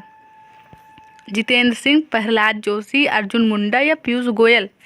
तो भारत के निम्नलिखित में से किस केंद्रीय मंत्री ने नवंबर 2022 में जम्मू कश्मीर के कटरा में आयोजित हुए ई गवर्नेंस पर 25वें राष्ट्रीय सम्मेलन का उद्घाटन किया था? तो जितेंद्र सिंह ने। राइट आंसर क्या होगा? जितेंद्र सिंह ने। अब ये उस समय का करंट का क्वेश्चन था, इस बार करंट का दूसरा क्वेश्चन बन सकता है। क्वेश्चन देखिए, क्वेश्चन क्या है? सतलुज नदी घाटी में जल विद्युत उत्पादन और सिंचाई के लिए कौन सी परियोजना बनाई गई है? नागार्जुन, हीराकुंड, भाखड़ा नागल या सरदार सरोवर बांध? तो राइट आंसर हम लोगों का क्या हो जाएगा? नागार्जुन, हीराकुंड, भाखड़ा नागल परियोजना या सरदार सरोवर बांध। तो इसका राइट आंसर आप लोग कमेंट बॉक्स में ज़रूर बताइएगा। परियोजना से एक क्वेश्चन पूछा ही जाता है, तो ये आज आप लोगों का होमवर्क है, आप लोग ये बताएंगे कमेंट बॉक्स में। क्वेश्चन देखिए क्या है? निम्नलिखित में से कौन सा त्यौहार केरल में राजा महाबली की याद में मनाया जाता है? तो देखिए केरल का बहुत प्रसिद्ध त्यौहार है क्या? ओणम। क्या है? ओणम है, ओणम त्यौहार। तो राइट आंसर हम लोगों का क्या हो जाएगा? ओणम। निम्नलिखित में से कौन सा त्यौहार केरल में राजा महाबली की याद में मनाया जाता है? तो जो ओणम त्यौहार है वो किसकी याद में मनाया जाता है? राजा महाबली की याद में। अब यहाँ पर 4 ऑप्शन है, ये चारों देख लीजिए, इंपॉर्टेंट है। केरल, आप लोगों को पता होगा कि केरल का ही विशु है, और पुथंडू कहाँ का है? तमिलनाडु का है। ओणम कहाँ का है? केरल का है। उगादी कहाँ का है? तो आंध्र प्रदेश का। ये चारों ही मोस्ट इंपॉर्टेंट है, बहुत बार पूछे जाते हैं अलग अलग एग्जामों में। केरल, पुथंडू तमिलनाडु का है, विशु और ओणम कहाँ का है? केरल का है। और उगादी कहाँ का है? आंध्र प्रदेश का। ध्यान रखिएगा, मोस्ट इंपॉर्टेंट क्वेश्चन है। अब देखिए क्वेश्चन क्या है? असहयोग खिलाफत आंदोलन जनवरी के डाट में शुरू हुआ था। तो असहयोग खिलाफत यानी खिलाफत आंदोलन की शुरुआत कब हुई थी? असहयोग खिलाफत आंदोलन जनवरी के किस सन में स्टार्ट हुए थे? तो 1921। किस में? 1921 में। राइट आंसर हो जाएगा हम लोगों का ऑप्शन सेकंड। अब देखिए संविधान से 2 क्वेश्चन इसमें भी पूछ लिए गए और कल आप लोगों ने देखा होगा कि संविधान से 3 क्वेश्चन पूछे गए थे। तो 2-3 ऐसे क्वेश्चन पूछे जाते हैं संविधान से और क्वेश्चन बहुत आसान होते हैं। इसे आप लोग प्रैक्टिस सेट से ही आप लोगों का ये तैयार हो जाएगा। क्वेश्चन क्या है देखिए, मूल अधिकारों को किस देश के संविधान से लिया गया है? मूल अधिकारों को आप लोगों को पता होगा कहाँ से लिया गया है, यूएसए से लिया गया है। कहाँ से लिया गया है? यूएसए से, संयुक्त राज्य यूनाइटेड स्टेट ऑफ अमेरिका, यानी कि संयुक्त राज्य अमेरिका से लिया गया है। और बात करें दक्षिण अफ्रीका से, तो कहाँ से लिया, दक्षिण अफ्रीका से क्या लिया गया है? तो संविधान संशोधन आप लोगों को पता होगा, आर्टिकल 368 के तहत भारतीय संविधान में संशोधन किया जाता है और ये प्रावधान दक्षिण अफ्रीका से ही लिया गया है। मूल अधिकार की बात करें तो आप लोगों को पता होगा मूल संविधान में मूल अधिकार यानी कि फंडामेंटल राइट्स कितने दिए गए थे? 7। लेकिन आर्टिकल 301 के तहत 44वां संविधान संशोधन के तहत 44वां संविधान संशोधन 1978 में हुआ था और उसके तहत संपत्ति का अधिकार जो कि मौलिक अधिकार था उसे हटा दिया गया। तो वर्तमान में केवल 6 मौलिक अधिकार दिए गए हैं। तो ध्यान रखिएगा, किसी ऑप्शन में वो भी बताएंगे आप लोगों को कि 6 मौलिक अधिकार वो कौन कौन से हैं। क्वेश्चन नंबर देखिए 17 क्या है, जब सरकार कानूनी रूप से खाद्य उत्पादकों को विशेष खाद्य पदार्थों या खाद्य पदार्थों के कुछ विशिष्ट श्रेणियों में अतिरिक्त पोषक तत्व मिलाने के लिए बाध्य करती है तो इसे डाट कहा जाता है। तो इसे खाद्य शुद्धिकरण कहा जाता है। ये लैंग्वेज बेस्ड क्वेश्चन है, आप लोग ध्यान से पढ़ेंगे तो इसे वैसे भी आंसर दे सकते हैं। क्वेश्चन क्या है? क्वेश्चन नंबर 18 देखिए। क्वेश्चन नंबर 18 है कि डॉक्टर किस तकनीकी का प्रयोग कर उनसे हजारों किलोमीटर की दूरी पर बैठे मरीजों का सलाह देने के लिए करते हैं? तो किस तकनीकी का प्रयोग करते हैं? तो टेलीमेडिसिन का। किसका? टेलीमेडिसिन का। क्वेश्चन नंबर 19 देखिए। कुछ क्वेश्चन ऐसे लैंग्वेज बेस्ड होते हैं, आप लोग वैसे भी ध्यान से अगर पढ़ेंगे तो उसका आंसर वैसे भी दे सकते हैं। क्वेश्चन नंबर 19 क्या है, निम्नलिखित में से किसने सितंबर 2022 में भारत छोड़ो यात्रा की शुरुआत की थी? भारत छोड़ो यात्रा की शुरुआत किसने की थी? तो राहुल गांधी ने की थी। किसने? राहुल गांधी ने की थी। और लास्ट क्वेश्चन आज का देखिए 20 नंबर क्वेश्चन क्या है हम लोगों का, तत्कालीन कृषि मंत्री यानी कि उस समय के जब क्वेश्चन आया था उस समय के तत्कालीन कृषि मंत्री डाट ने हरित क्रांति के तहत भारत में नई कृषि प्रौद्योगिकी लाने वाले एक प्रमुख व्यक्ति बने। तो MS स्वामीनाथन नाम देखकर आप लोग उसे आंसर मत तुरंत कर दीजिएगा। इसका राइट आंसर हो जाएगा सी सुब्रमण्यम के। कौन? सी सुब्रमण्यम। कौन सा ऑप्शन? ऑप्शन 3 सी सुब्रमण्यम। MS स्वामीनाथन आप लोग जानते होंगे कि भारत में हरित क्रांति के जनक किसे कहा जाता है? तो MS स्वामीनाथन को ही कहा जाता है। लेकिन तत्कालीन कृषि मंत्री सी सुब्रमण्यम ने हरित क्रांति के तहत भारत में नई कृषि प्रौद्योगिकी लाने के लिए इन्हें प्रमुख माना जाता है। तो राइट आंसर ऑप्शन 3 हम लोगों का हो जाएगा। क्वेश्चन क्या है पहला देखिए, निम्न में से कौन सा नृत्य मध्य प्रदेश के मालवा क्षेत्र के ग्रामीण इलाकों की महिलाओं द्वारा मनाया जाता है? पूछा जा रहा है कि जो विकल्प दिया गया है इसमें से पूछा जा रहा है कि कौन सा नृत्य है जो मध्य प्रदेश के मालवा क्षेत्र में ग्रामीण इलाकों की महिलाओं द्वारा मनाया जाता है। तो मध्य प्रदेश का नृत्य इसमें से कौन सा है? डांडिया रास, थ्रियट्टम, पठैनी या मटकी नृत्य। तो आप लोगों ने यदि याद किया होगा तो आप लोगों को पता ही होगा कि मटकी नृत्य कहाँ है? MP का है। मटकी नृत्य कहाँ का है? मध्य प्रदेश का है। पठैनी आप लोगों को पता होगा कहाँ का है? तो कर्नाटक का है। और कर्नाटक का कल आप लोगों ने एक और देखा था, करका पूछा गया था कि कहाँ का है? कर्नाटक का है। और मैंने ये भी बताया था कि भूत आराधना भी कहाँ का है? तो कर्नाटक का। तो आप लोगों को कर्नाटक का 3 याद हो गया होगा, कौन कौन सा? पठैनी, भूत आराधना और करगा। तो मध्य प्रदेश का क्या है? मध्य प्रदेश का आप लोग मांड भी ध्यान रखिएगा, पूछा जाता है मांड कहाँ का है? तो मध्य प्रदेश का। और मटकी नृत्य भी कहाँ का है? मध्य प्रदेश का। अब अगला क्वेश्चन हम लोग देखते हैं, क्वेश्चन नंबर 2।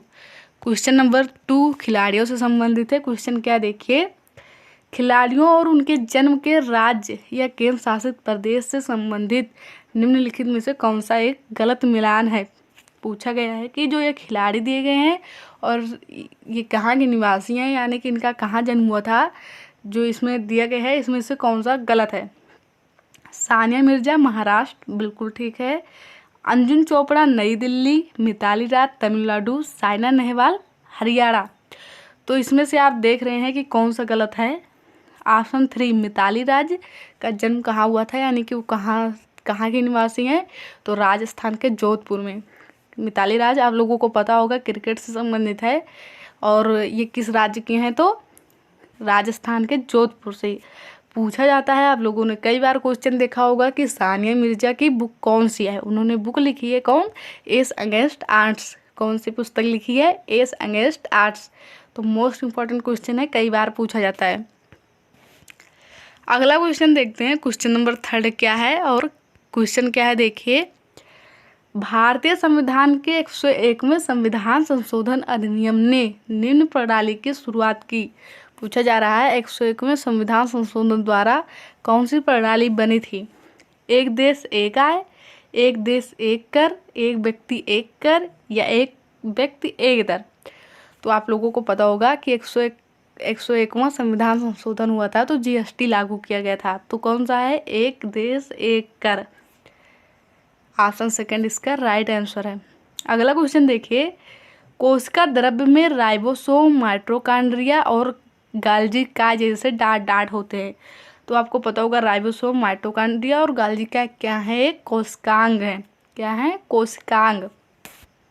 राइट आंसर क्या हो जाएगा हम लोगों का, ऑप्शन 3 इसका राइट आंसर हो जाएगा। कोशिका द्रव्य में राइबोसोम, माइटोकॉन्ड्रिया और गाल्जी का जैसे कोशिकांग होते हैं। अगला क्वेश्चन देखेंगे हम लोग, क्वेश्चन नंबर 5 क्या है, इसके ऑप्शन नीचे दिए गए हैं। पहले क्वेश्चन पढ़ लीजिए। क्वेश्चन है, निम्नलिखित 4 में से 3 व्यापार के लिए सहायक हैं। निम्नलिखित में जो 4 ऑप्शन नीचे दिए गए हैं, कहा जा रहा है कि 4 में से 3 व्यापार के लिए सहायक हैं और अतः एक समूह बनाते हैं। वह कौन सा है जो उस समूह से संबंधित नहीं है। ऑप्शन अब हम लोग देखते हैं, ये 4 दिए गए हैं, इसमें से 3 व्यापार के लिए जो सहायक हैं, एक समूह बनाते हैं, वो एक जैसे हैं, लेकिन जो इन तीनों से अलग है उसे हम लोगों को खोजना है।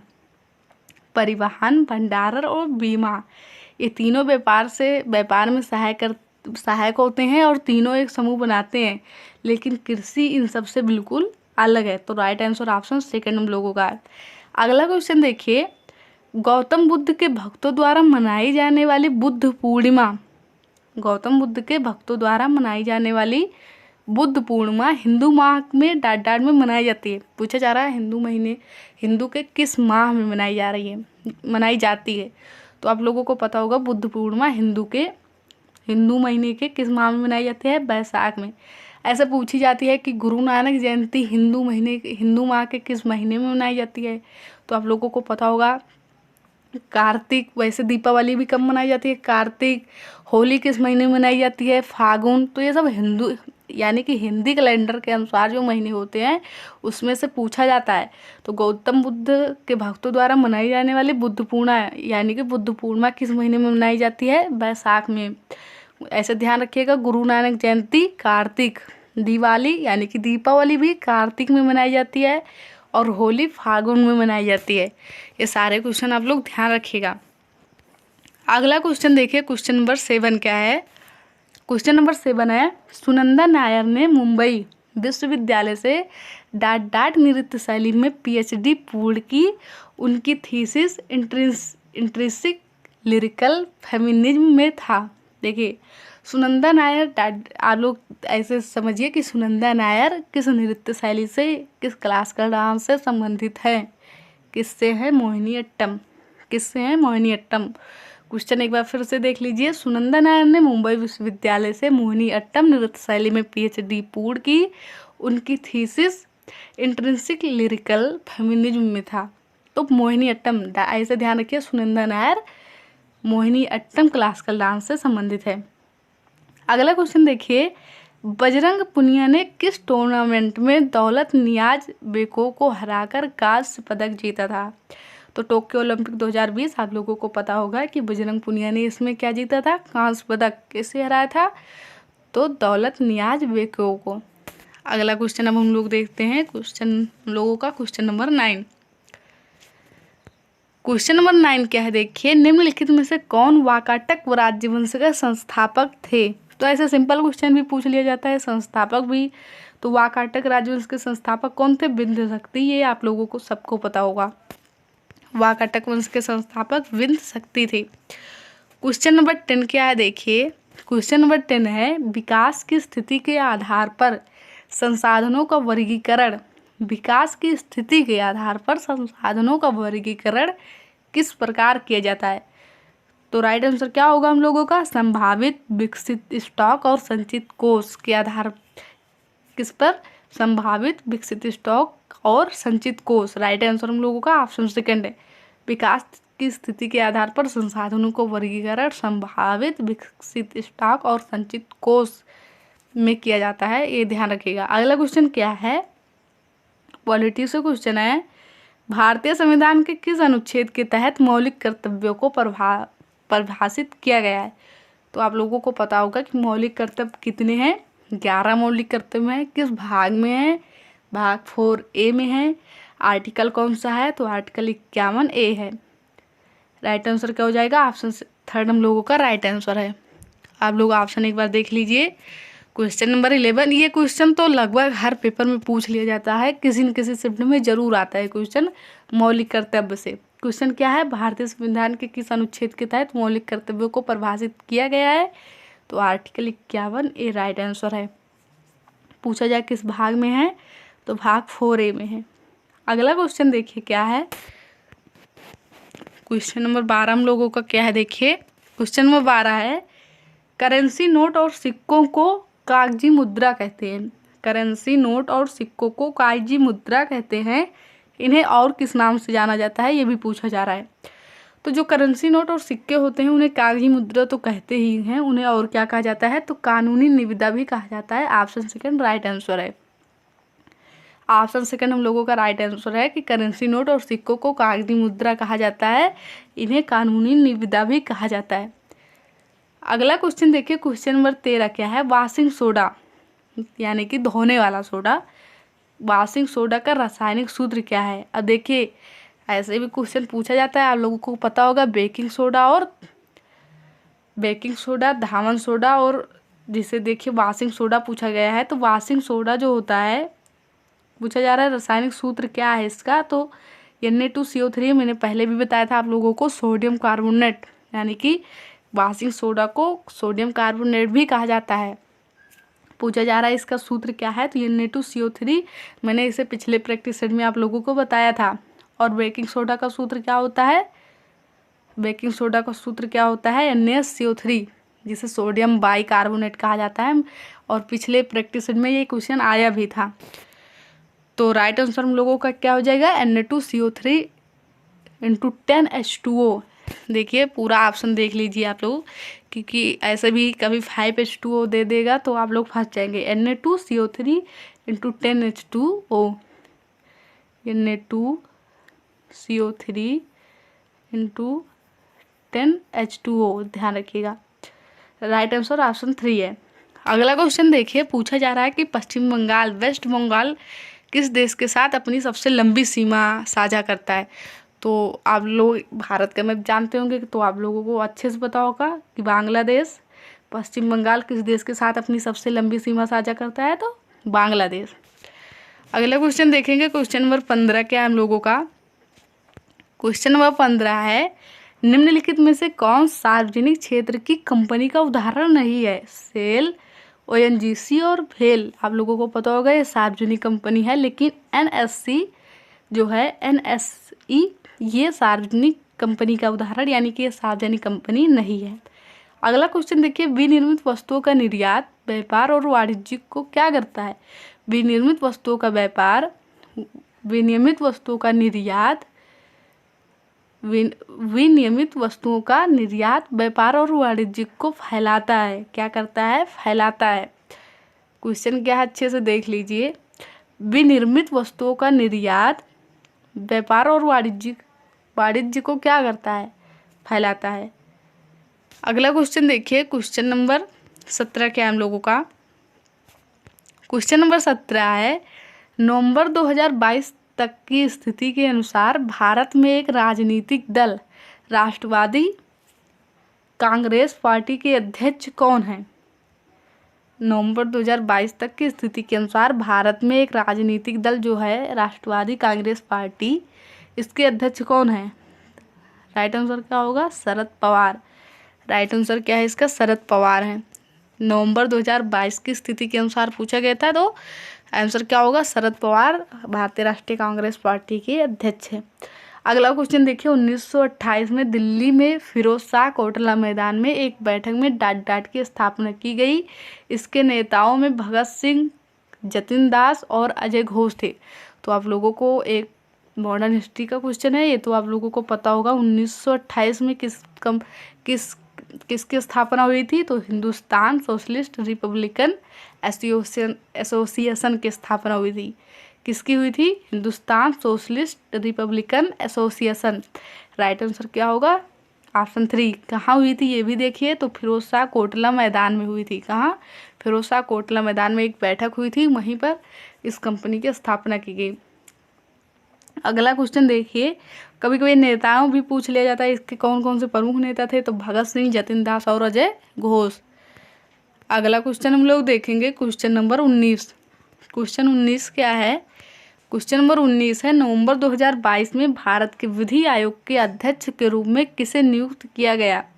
न्यायमूर्ति रवि आर त्रिपाठी, न्यायमूर्ति ऋतुराज अवस्थी, एस शिवकुमार या एन.के. सिंह। तो नवंबर 2022 में भारत के विधि आयोग के अध्यक्ष ऋतुराज अवस्थी जी बने, न्यायमूर्ति ऋतुराज अवस्थी। अगला क्वेश्चन देखिए, पॉलिटी से क्वेश्चन क्या है? अच्छा क्वेश्चन है, आप लोग जानते भी होंगे इसे। निम्नलिखित में से कौन सा कथन भारत के संसद के संयुक्त सत्र के बारे में सही नहीं है? संयुक्त अधिवेशन की बात की जा रही है और पूछा जा रहा है उसके संबंध में यहाँ कौन सा स्टेटमेंट सही नहीं दिया गया है। अब तक दोनों सदनों की संयुक्त बैठक 3 मौकों पर हो चुकी है, तो ये बिल्कुल सही है।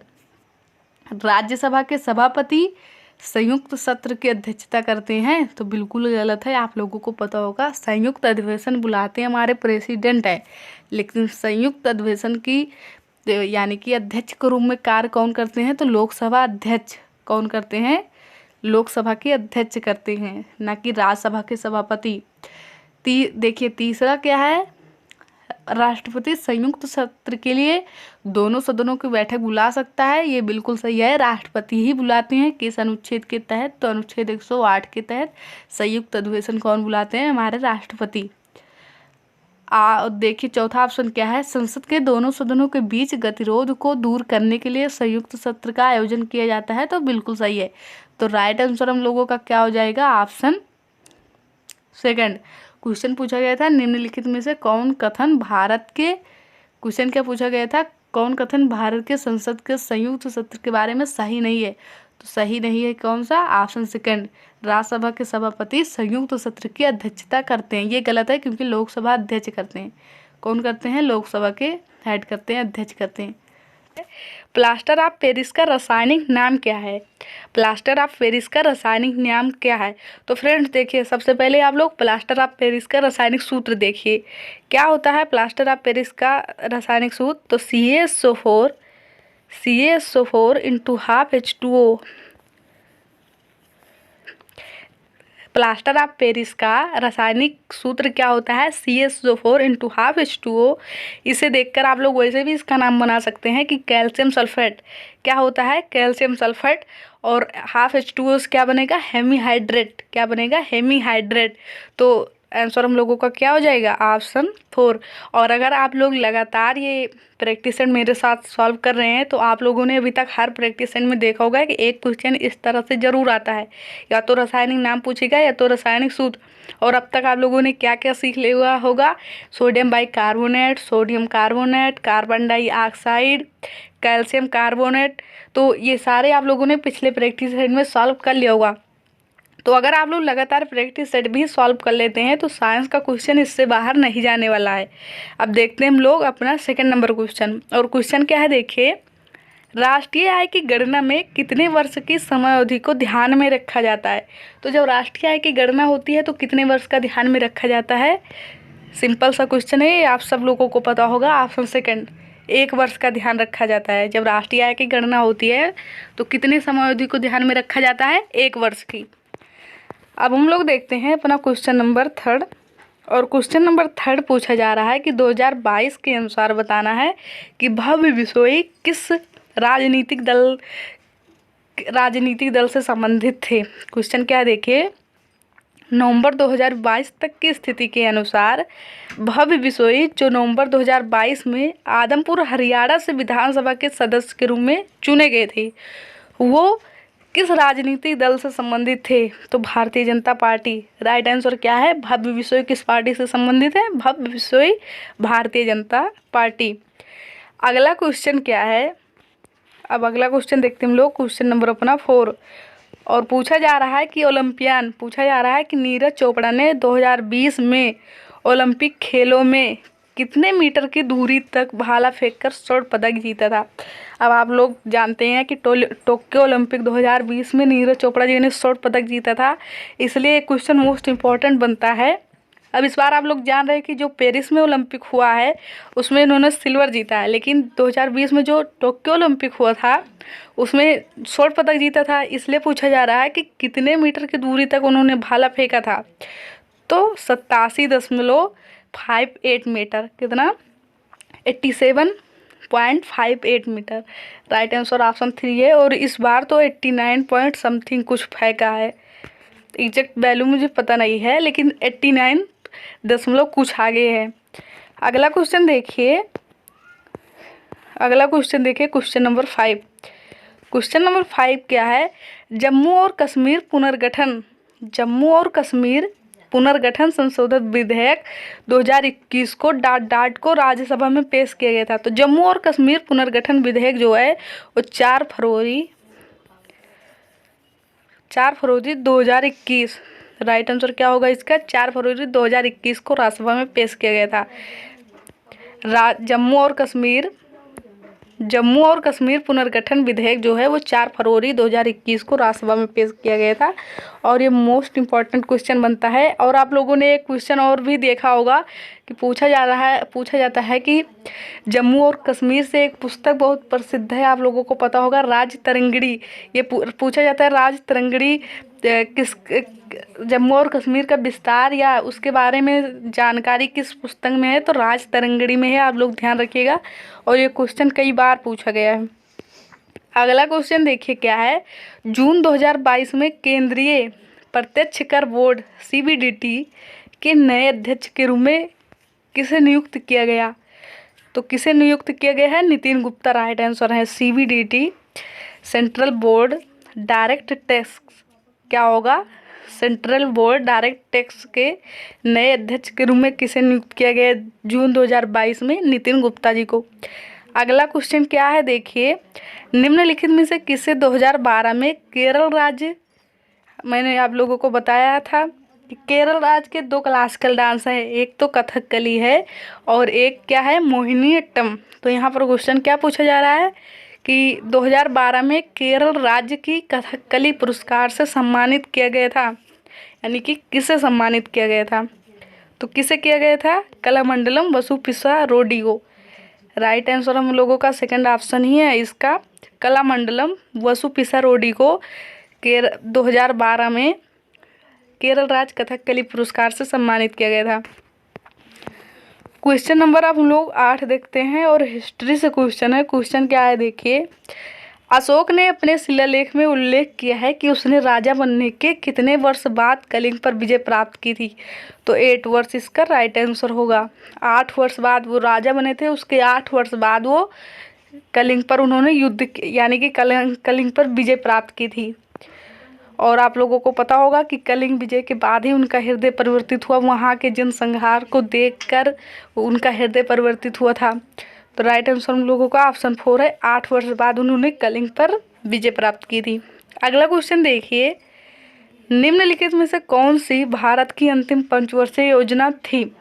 अब आप लोग देख रहे होंगे कि अब तक हम लोगों ने, आज ही हम लोगों का 10वां प्रैक्टिस सेट है, अब तक आप लोगों ने 3 प्रैक्टिस सेट में पंचवर्षीय योजना से क्वेश्चन देखा है। पहले एक में पूछा गया था कि 5वीं पंचवर्षीय योजना का उद्देश्य क्या था, ऐसे ही 2-3 क्वेश्चन आप लोगों ने और देखा। तो आप लोग देख रहे हैं पंचवर्षीय योजना से क्वेश्चन जरूर आ रहा है। तो अगर आप लोग प्रैक्टिस सेट भी सॉल्व कर लेंगे तो बहुत सारे क्वेश्चन आप लोगों को यहीं से बन जाएंगे। तो अंतिम पंचवर्षीय योजना आप लोगों को पता ही थी, कुल कितनी पंचवर्षीय योजना थी? 12। तो राइट आंसर ऑप्शन ए है हम लोगों का कि अंतिम पंचवर्षीय जो योजना कौन थी हम लोगों की? 12वीं पंचवर्षीय योजना। और 5वीं पंचवर्षीय योजना का मुख्य उद्देश्य क्या था? निर्धनता का उन्मूलन करना, यानी कि गरीबी उन्मूलन। और उसमें इंदिरा गांधी जी ने नारा भी दिया था, गरीबी हटाओ का नारा। अगला क्वेश्चन हम लोग देखते हैं, क्वेश्चन नंबर 10 क्या है। क्वेश्चन नंबर 10 है, इसमें से जो दिया गया है, पूछा जा रहा है कि डाट एक ऐसी फसल है जिसका उपयोग भोजन और चारे दोनों के रूप में होता है। चावल, जूट, मक्का, गेहूँ, उसके आगे भी कुछ कह रहा है, क्योंकि चावल का उपयोग भी आप लोगों को पता होगा कि चारे के लिए भी किया जाता है, भोजन के लिए भी किया जाता है। पूछा क्या जा रहा है, और पहले क्वेश्चन पूरा पढ़ते हैं। डाट एक ऐसी फसल है जिसका उपयोग भोजन और चारे दोनों के रूप में किया जाता है। यह एक खरीफ फसल है जिसे 21 डिग्री सेल्सियस से 27 डिग्री सेल्सियस के बीच तापमान की आवश्यकता होती है और पुरानी जलोढ़ मिट्टी में अच्छी तरह से बढ़ती है। तो राइट आंसर हम लोगों का मक्का हो जाएगा। राइट आंसर क्या होगा? मक्का। क्वेश्चन नंबर 11 क्या है? क्वेश्चन देखते हैं हम लोग अपना। क्वेश्चन नंबर 11 क्या है? निम्नलिखित में से कौन सा वह पर्यावरणीय घटक नहीं है जो वातावरण पोषकों के मुक्त होने की दर तय करते हैं? जनसंख्या, मिट्टी, ताप या आर्द्रता। क्वेश्चन क्या है? निम्नलिखित में से कौन सा वह पर्यावरणीय घटक नहीं है जो वातावरण पोषकों के मुक्त होने की दर तय करते हैं? तो राइट आंसर क्या हो जाएगा? ऑप्शन है जनसंख्या। अगला क्वेश्चन, क्वेश्चन नंबर 12 क्या है हम लोगों का? आप लोगों ने दूसरे प्रैक्टिस सेट में शायद देखा था, पूछा गया था क्या कि नीति का फुल फॉर्म क्या होता है? National institution transforming India. यहाँ पर क्वेश्चन क्या है उसे देखिए। 2021 की नीति आयोग की रिपोर्ट के अनुसार ग्रामीण भारत की जनसंख्या का कितना प्रतिशत गरीबी रेखा से नीचे जीवन यापन कर रही है?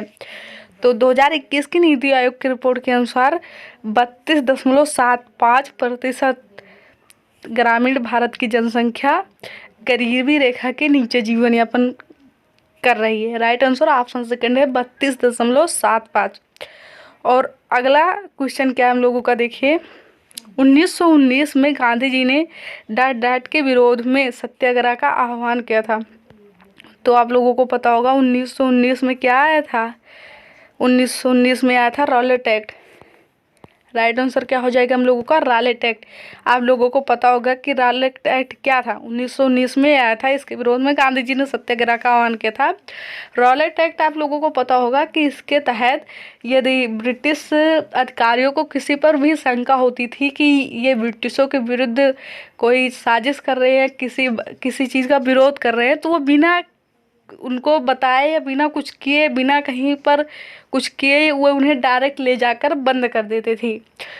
बिना इसे आप लोगों को पता होगा कि काला कानून भी कहा जाता था, नो अपील नो दलील। तो 1919 में जो आया था ये रॉलेट एक्ट, इसी के विरोध में गांधी जी ने सत्याग्रह का आह्वान किया था। रॉलेट एक्ट के द्वारा बहुत ही अत्याचार बढ़ गया था, यानी कि ब्रिटिश जिस भी भारतीय नागरिक को मन करता था उठाकर ले जाते थे और जेल में बंद कर देते थे। आप लोगों ने इसे पहले पढ़ा भी होगा। अगला क्वेश्चन देखिए। नेताजी सुभाष चंद्र खेल संस्थान निम्नलिखित में से किस शहर में स्थित है?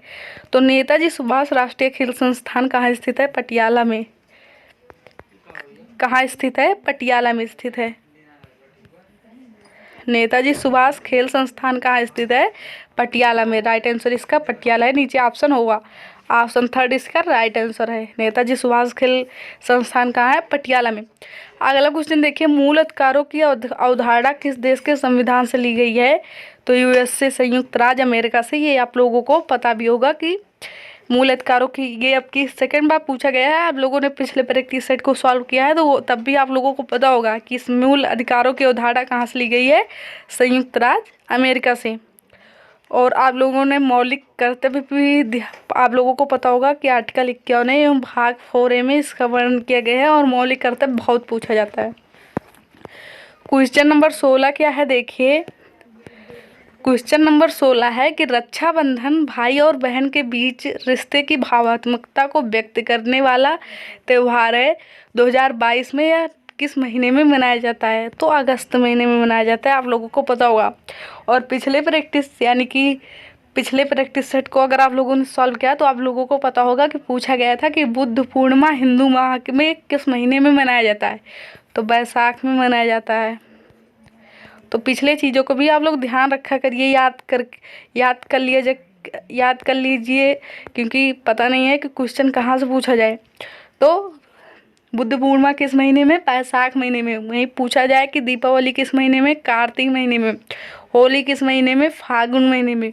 और ये पूछा जा रहा है कि ये अंग्रेजी कैलेंडर के अनुसार यहाँ पर ऑप्शन दिया गया है, तो अगस्त महीने में रक्षाबंधन मनाया जाता है।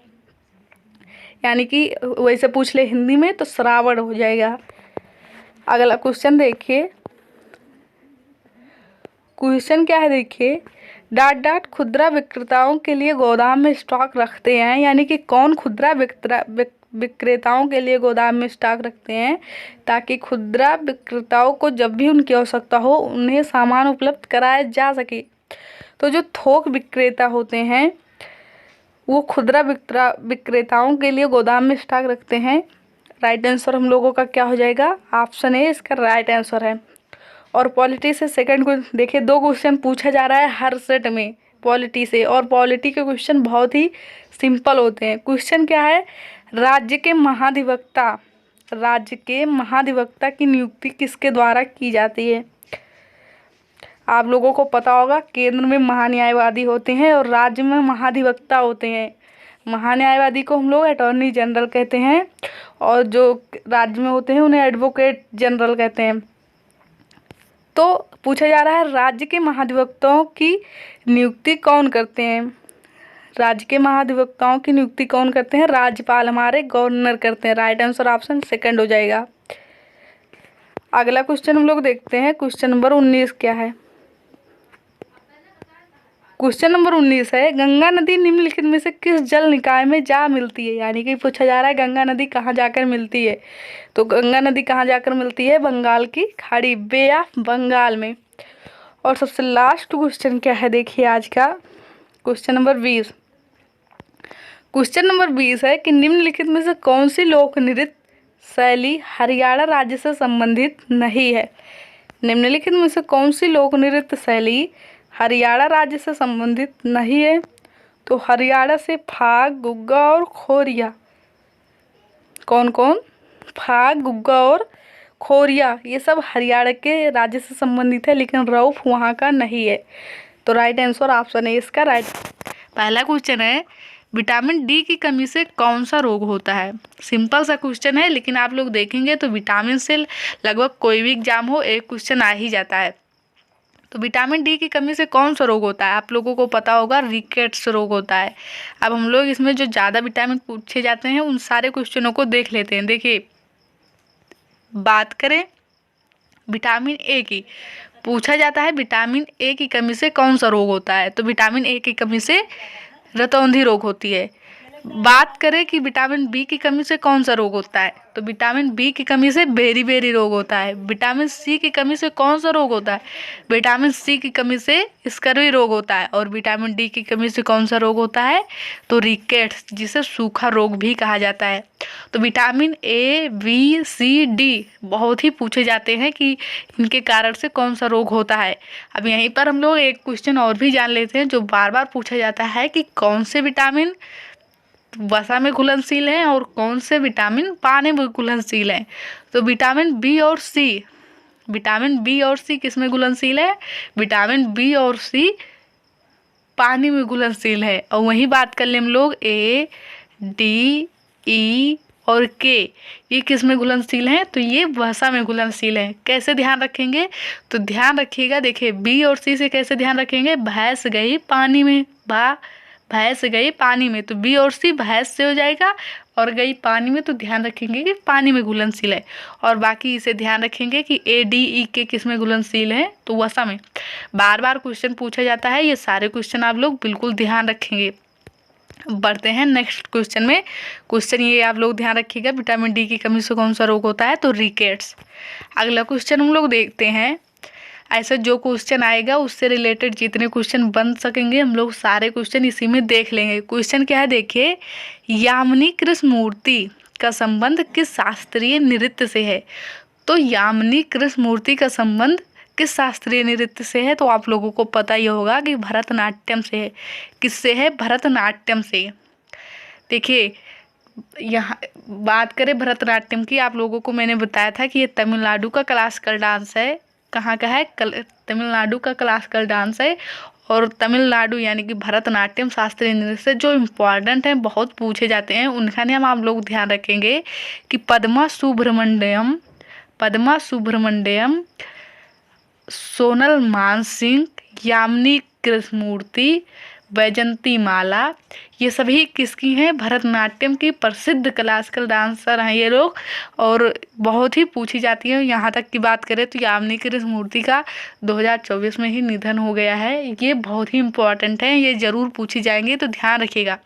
उसी प्रकार मैंने आप लोगों को बताया था कि जाकिर हुसैन, अभी इनकी हाल ही में मृत्यु हुई है जाकिर हुसैन जी की, यह प्रसिद्ध तबला वादक हैं। तो इस बार 2025 में कोई भी एग्जाम होगा वहाँ पर जाकिर हुसैन जी जरूर पूछे जाएंगे। आप लोग बिल्कुल ध्यान रखिएगा कि वो किस वाद्य यंत्र से संबंधित हैं। तो किस वाद्य यंत्र से संबंधित हैं? तबला वादक हैं जाकिर हुसैन, तबला वादक। और यहाँ पर जो क्वेश्चन है यामिनी कृष्णमूर्ति जी का संबंध किस शास्त्रीय नृत्य से है, तो भरतनाट्यम से। आप लोग ध्यान रखिएगा। बात कर ले मोहिनीअट्टम और कथकली, ये कहाँ के क्लासिकल डांस हैं? केरल के हैं। ध्यान रखिएगा, पूछा जाता है किस राज्य के दो क्लासिकल डांस हैं, तो केरल के। ओडिसी तो उड़ीसा का ही है, ध्यान रखिएगा। बढ़ते हैं हम लोग अपने नेक्स्ट पर। नेक्स्ट क्वेश्चन क्या है देखिए, क्वेश्चन है कि पेंच नेशनल पार्क, क्वेश्चन क्या है, पेंच नेशनल पार्क किस राज्य में स्थित है? पेंच नेशनल पार्क किस राज्य में स्थित है? तो पेंच नेशनल पार्क किस राज्य में स्थित है? आप लोगों को पता होगा कहाँ का है ये, उत्तर प्रदेश, बिहार, हरियाणा, राजस्थान। तो आप लोग जान ही रहे होंगे कि ये सारे ऑप्शन गलत हैं। राइट आंसर इसका क्या है? MP, Madhya Pradesh. Right answer क्या है इसका? मध्य प्रदेश। ये सारे ऑप्शन यहाँ पर गलत हैं। पेंच नेशनल पार्क किस राज्य का है? मध्य प्रदेश का। यहाँ पर दो क्वेश्चन पूछा जाता है कि भारत का सबसे बड़ा नेशनल पार्क कौन सा है और भारत का सबसे छोटा नेशनल पार्क कौन सा है, ध्यान रखिए। तो भारत पूछे यदि कि भारत का सबसे बड़ा नेशनल पार्क कौन सा है, तो आप लोग आंसर क्या बताएंगे? हेमिस है। कौन सा है? हेमिस। और ये कहाँ पर है? तो ये लद्दाख में। भारत का सबसे बड़ा national park Hemis national park है। और ये कहाँ है? तो ये कहाँ है आप लोग बताएंगे? लद्दाख में।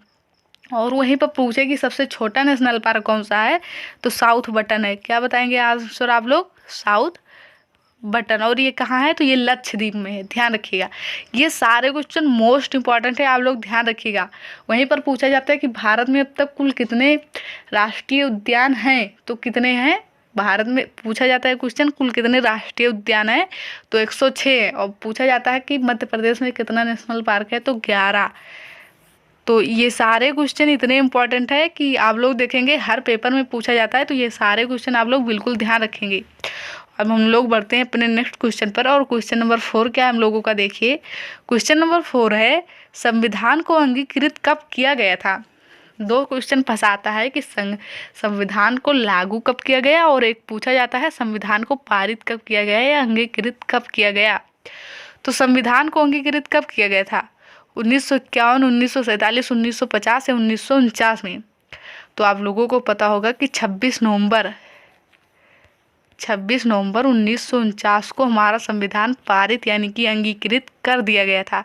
और आप लोगों को पता होगा कि 26 नवंबर को हम लोग किस रूप में मनाते हैं? संविधान दिवस के रूप में भी मनाया जाता है। पूछा जाता है संविधान दिवस कब मनाया जाता है, तो 26 नवंबर को मनाया जाता है।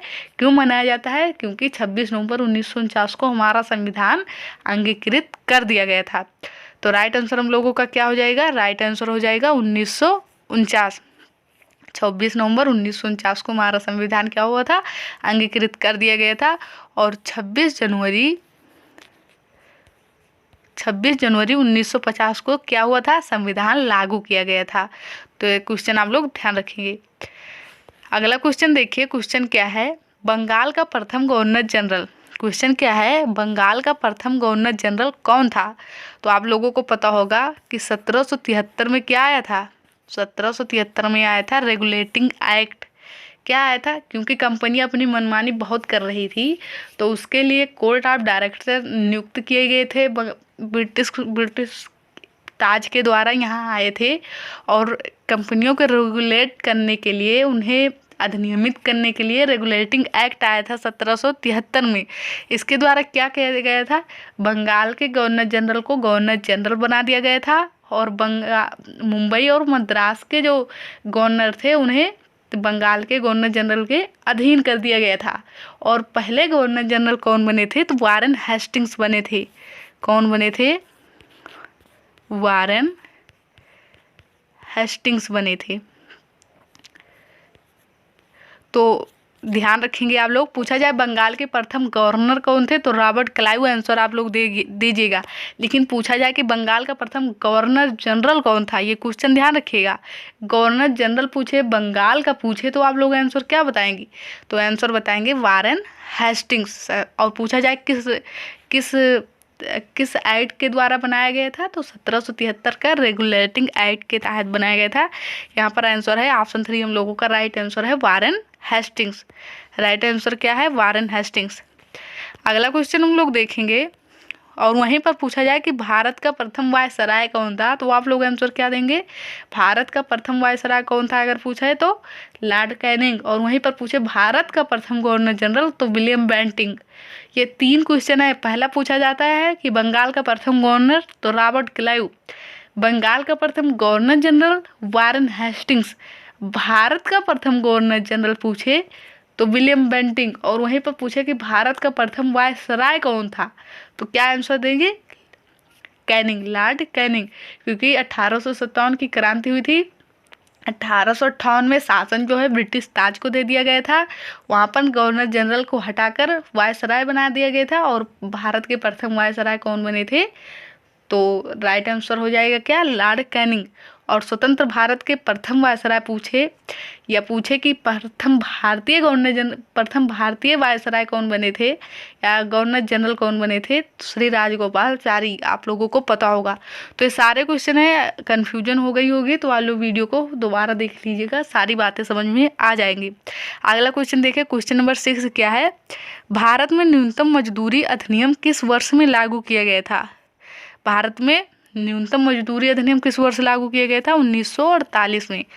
ये सारे क्वेश्चन बार बार पूछे गए हैं, इसलिए मैंने इन सारे क्वेश्चन को पुनः ले लिया है। बहुत ही इंपॉर्टेंट क्वेश्चन है, आप लोग रिवीजन अच्छे से कर लीजिए। क्वेश्चन क्या है? भारतीय संविधान के उद्देश्य में पंथ निरपेक्ष शब्द किस वर्ष में जोड़ा गया था? तो आप लोगों को पता ही होगा कि 42वां संविधान संशोधन कॉन्स्टिट्यूशन अमेंडमेंट हुआ था। इसमें 1976 1976 में।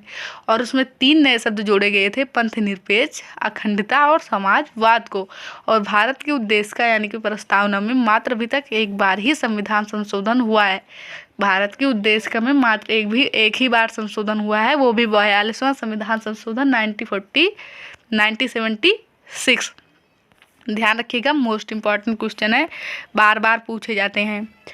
अगला क्वेश्चन क्या है देखिए, क्वेश्चन है बुद्ध शाक्य गढ़ नामक एक छोटे गढ़ से संबंधित थे और एक क्या थे?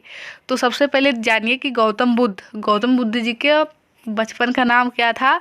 गौतम बुद्ध जी के बचपन का नाम सिद्धार्थ था। क्या था? सिद्धार्थ था। और आप लोगों को पता ही होगा कि इन्होंने प्रथम बार उपदेश कहाँ दिया था? तो सारनाथ में दिया था। कहाँ दिया था? सारनाथ में दिया था। पूछा जाता है क्वेश्चन इनसे, क्वेश्चन क्या पूछा जाता है कि इनका निर्वाण कहाँ हुआ था, महापरिनिर्वाण कहाँ हुआ था? तो कुशीनगर में हुआ था। कहाँ हुआ था? कुशीनगर में। क्वेश्चन इनसे पूछा जाता है कि इन्हें ज्ञान की प्राप्ति किस वृक्ष के नीचे हुई थी? तो पीपल वृक्ष के नीचे हुई थी। ये सारे क्वेश्चन इनसे हैं जो बार बार पूछे जाते हैं। गौतम बुद्ध के बचपन का नाम सिद्धार्थ था और ये किस गढ़ से संबंधित थे पूछा जाता है? तो शाक्य गढ़ से संबंधित थे। और ये किस जाति के थे? तो ये क्या थे? क्षत्रिय थे। क्या थे? ये क्षत्रिय थे। तो ये सारे क्वेश्चन हैं जो इनसे बनते हैं, आप लोग ध्यान रखिएगा। अगला क्वेश्चन देखते हैं, क्वेश्चन नंबर 9 क्या है? क्वेश्चन नंबर 9 है, निम्नलिखित में से क्या हरित क्रांति का एक घटक नहीं है? क्या हरित क्रांति का एक घटक निम्नलिखित में से क्या हरित क्रांति का एक घटक नहीं है? तो हरित क्रांति के जनक भारत में पूछा जाए तो कौन है? MS स्वामीनाथन जी हैं। कौन है? MS स्वामीनाथन जी हैं। और हरित क्रांति लाने का उद्देश्य क्या था कि भारत में जो फसलें उपजाई जाती हैं उनके फसलों में जो उत्पादन होता है उसकी वृद्धि हो, अच्छी किस्म के बीजों का प्रयोग किया जाए, उसमें उर्वरकों रसायनों का प्रयोग किया जाए, यंत्रों आधुनिक यंत्रों का प्रयोग किया जाए। तो ये सब उसके घटक हैं। अधिक उपज देने वाली किस्म के बीज का प्रयोग किया जाए, एक से अधिक फसलों को एक साथ बोया जाए।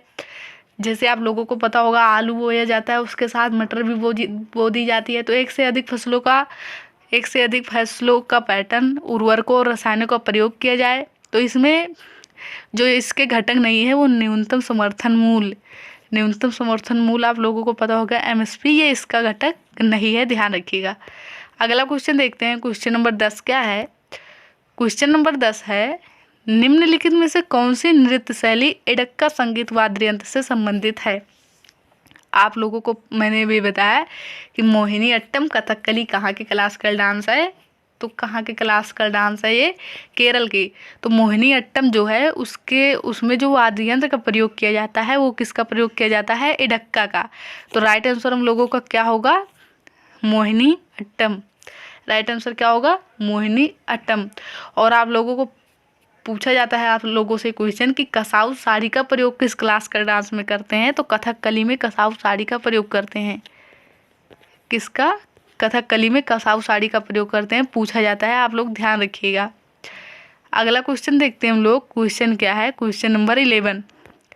क्वेश्चन है, निम्नलिखित में से कौन सा पुरस्कार राष्ट्रीय खेल दिवस पर प्रदान नहीं किया जाता? ध्यानचंद अवार्ड, अर्जुन अवार्ड, परमवीर चक्र या द्रोणाचार्य अवार्ड? तो Dhyanchand award, Arjun award, Dronacharya award राष्ट्रीय खेल दिवस पर दिए जाते हैं, लेकिन बताएं हम लोग यानी कि जाने हम लोग परमवीर चक्र की, तो ये सैनिकों को दिया जाता है उनकी वीरता पर। तो राइट आंसर क्या हो जाएगा हम लोगों का? राइट आंसर क्या होगा? राइट आंसर हम लोगों का होगा परमवीर चक्र। ऑप्शन 3 इसका राइट आंसर है। अब देखिए क्वेश्चन क्या है। अगला क्वेश्चन हम लोग देखते हैं। Question number 12। क्वेश्चन नंबर 12 है, दशहरा जो रावण पर भगवान राम की विजय का प्रतीक है, हिंदू माह के किस महीने में मनाया जाता है? तो दशहरा जो रावण पर भगवान राम की विजय का प्रतीक है वो किस महीने में मनाया जाता है? अश्विन में मनाया जाता है। किस माह में मनाया जाता है? अश्विन। अब इससे बात करें तो पूछा जाता है बुद्ध पूर्णिमा। क्या पूछा जाता है क्वेश्चन? बुद्ध पूर्णिमा किस महीने में मनाया जाता है? तो बुद्ध पूर्णिमा किस महीने में मनाया जाता है? बैसाख। किस में मनाया जाता है? बैसाख। पूछा जाता है गुरु नानक जयंती किस महीने में मनाई जाती है? तो कार्तिक। वहीं पर क्वेश्चन पूछा जाता है, क्वेश्चन क्या पूछा जाता है? रक्षाबंधन किस में मनाया जाता है? तो रक्षाबंधन मनाया जाता है श्रावण महीने में। और हिंदी वैसे पूछे इंग्लिश मंथ में तो अगस्त, क्योंकि पिछले प्रैक्टिस सेट में आप लोगों ने देख लिया होगा। तो ये सारे क्वेश्चन हैं जो बहुत पूछे जाते हैं, इन्हें आप लोग ध्यान रखिएगा। वहीं पूछा जाए गणेश चतुर्थी तो भाद्रपद में मनाया जाता है। बसंत पंचमी तो आप लोग ध्यान रखिएगा श्रावण महीने में। होली पूछा जाए तो फागुन महीने में। दीपावली पूछा जाए तो कार्तिक महीने में। तो ये सारे क्वेश्चन हम लोग ध्यान रखिएगा। क्वेश्चन क्या है, भारत के राष्ट्रपति के चुनाव में राज्यों के कौन से सदन भाग लेते हैं? तो आप लोगों को सिर्फ इतना ध्यान रखना है कि विधानसभा भाग लेती है लेकिन विधान परिषद के लोग भाग नहीं लेते।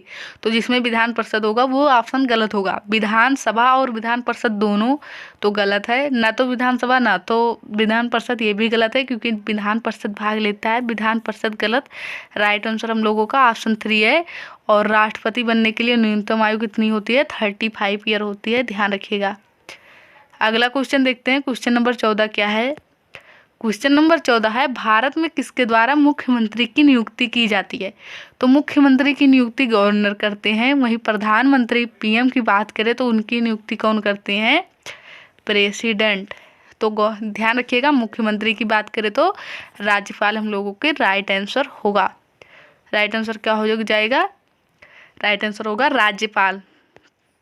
अगला क्वेश्चन देखिए क्या है, playing it my way. Playing it my way question क्या है? प्लेइंग इट माई वे पुस्तक किसने लिखी है? तो आप लोगों को पता होगा कौन? सचिन तेंदुलकर जी। सचिन तेंदुलकर जी, आप लोगों को पता होगा कि सबसे कम उम्र में भारत रत्न पाने वाले हैं। पूछा जाता है कि कौन से ऐसे व्यक्ति हैं जिन्होंने सबसे कम उम्र में भारत रत्न प्राप्त किया है, तो सचिन तेंदुलकर जी हैं, ध्यान रखिएगा। और इनकी पुस्तक क्या है? प्लेइंग इट माई वे। और इन्हें क्रिकेट का भगवान भी कहा जाता है, आप लोगों को पता होगा। क्रिकेट का भगवान किसे कहा जाता है? सचिन तेंदुलकर जी को। तो राइट आंसर ऑप्शन ए हम लोगों का है। अगला क्वेश्चन क्या है देखिए, वहीं पर सानिया मिर्जा की पुस्तक का नाम ए संघर्ष आर्ट्स, सानिया नेहवाल। ये भी इंपॉर्टेंट है, इन्हें भी ध्यान रखिएगा। अगला क्वेश्चन क्या है, जाकिर हुसैन का संबंध किस वाद्य यंत्र से है? तो पिछले आगे ही मैंने बता दिया था कि ये तबला वादक हैं और हाल ही में इनका निधन हुआ है, तो इनसे क्वेश्चन जरूर पूछा जाएगा। अगला क्वेश्चन देखिए, पूछा जा रहा है कि लौह और इस्पात किसके उद्योग हैं? तो ये तो सिंपल सा क्वेश्चन है, खनिज आधारित है। ऐसे सिंपल क्वेश्चन भी एग्जाम में बहुत बार पूछे जाते हैं, ध्यान रखिएगा। खनिज आधारित है लौह और इस्पात। अगला क्वेश्चन क्या है, नाबार्ड का पूर्ण रूप पूछा जा रहा है। तो आप लोगों को पता होगा कि national bank for agriculture and rural development right answer होगा हम लोगों का, क्योंकि इसे तो रटना ही है, यानी कि सिंपल सा है। आप लोग ध्यान रखिएगा। नेशनल क्या है इसका आंसर? National agriculture. क्वेश्चन क्या होगा? National bank for agriculture and rural development. Important है, ध्यान रखिएगा। National bank for agriculture and rural development. अगला क्वेश्चन हम लोग देखते हैं, ऐसे नीति का पूछा जाता है, जीएनपी का, जीडीपी का। तो ये सारे क्वेश्चन इंपॉर्टेंट है, ध्यान रखिएगा। क्वेश्चन क्या है देखिए, आईओसी के अंतर्गत पहला आधुनिक ओलंपिक खेल कहाँ आयोजित हुआ था? तो पहला आधुनिक ओलंपिक खेल एथेंस में हुआ था, क्योंकि पहला पहला है तो इम्पॉर्टेंट होगा ही है, बार बार पूछा जाता है, ध्यान रखिएगा। एथेंस में हुआ था पहला आधुनिक ओलंपिक खेल। देखिए आखिरी question, important question, NITI Aayog का गठन कब किया गया था? तो सबसे पहले नीति का फुल फॉर्म ही पूछा जाता है। किसका फुल फॉर्म पूछा जाता है? नीति का, ये ध्यान रखेंगे। National institution transforming India, national institution transforming India, ये पूछा जाता है। इसका गठन कभी कोई डेट भी पूछा जाता है, तो 1 जनवरी 2015, ध्यान रखेंगे। 1 जनवरी 2015 में इसका गठन किया गया था। राइट आंसर ऑप्शन सेकंड ही है हम लोगों का। राइट आंसर क्या है हम लोगों का? सेकंड ऑप्शन राइट आंसर है। नीति आयोग का गठन 1 जनवरी 2015 को किया गया था, ध्यान रखेंगे आप लोग। इंपॉर्टेंट क्वेश्चन है, बहुत बार पूछा जाता है। भारत में न्यूनतम मजदूरी अधिनियम किस वर्ष में लागू किया गया? तो भारत में न्यूनतम मजदूरी अधिनियम जो है वो 1948 में लागू किया गया था। कब लागू किया गया था? 1948 में।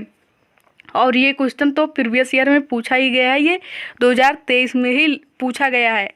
पिछले वर्षों में तो पूछा ही गया था, 2023 में भी ये क्वेश्चन पूछा गया था। आप लोग कहीं से भी देखिएगा, ये क्वेश्चन जरूर मिलेगा। तो मोस्ट इंपॉर्टेंट क्वेश्चन है कि भारत में न्यूनतम मजदूरी अधिनियम किस वर्ष में लागू किया गया? तो 1948, ध्यान रखिएगा।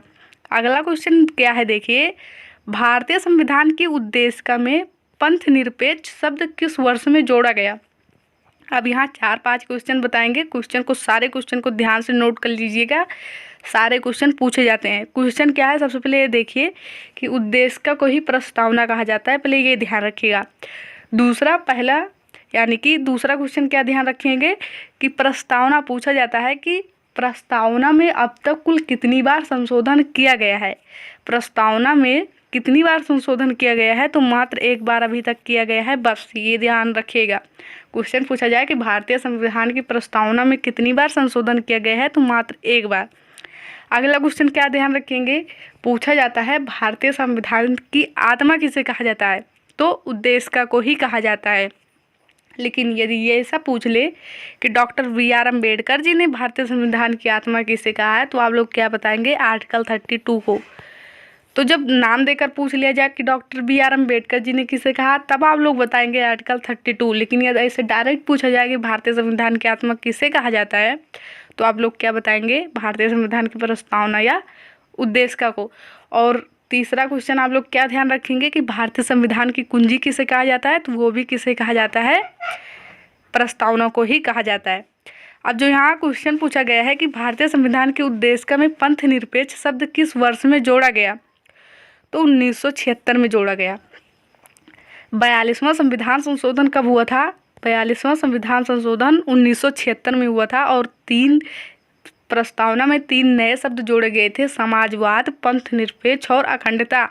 ये भी क्वेश्चन पूछा जाता है कि भारतीय संविधान में 1976 में कौन से 3 नए शब्द जोड़े गए थे, तो पंथ निरपेक्ष, समाजवाद और अखंडता, ये 3 नए शब्द जोड़े गए थे और मात्र एक ही बार संशोधन हुआ है, वो भी 1976 में। तो ये सारे क्वेश्चन आप लोग अच्छे से नोट कर लीजिए, ये सारे क्वेश्चन पूछे जाते हैं।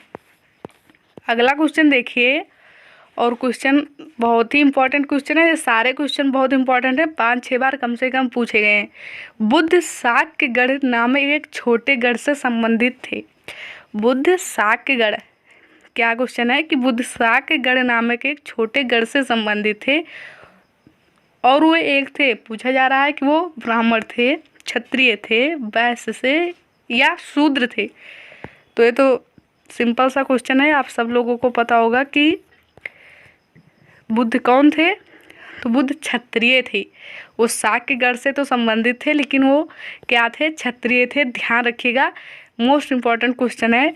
और आप लोगों को पता ही होगा कि गौतम बुद्ध का ही बचपन का नाम क्या था, सिद्धार्थ। कई बार क्वेश्चन पूछा गया है कि सिद्धार्थ किसका नाम था, तो किसका नाम था, गौतम बुद्ध का। और आप लोगों को पता होगा कि सम्राट अशोक भी गौतम बुद्ध से प्रभावित थे, क्योंकि कलिंग का युद्ध आप लोगों को पता होगा कि पिछले प्रैक्टिस सेट में आप लोगों ने देखा था कि सम्राट अशोक राजा बनने के बाद 8 साल बाद उन्होंने कलिंग युद्ध लड़ा था और वहाँ की मारकाट जनसंहार को देखकर वो बहुत प्रभावित हुए थे और उन्होंने धर्म का मार्ग अपनाया था।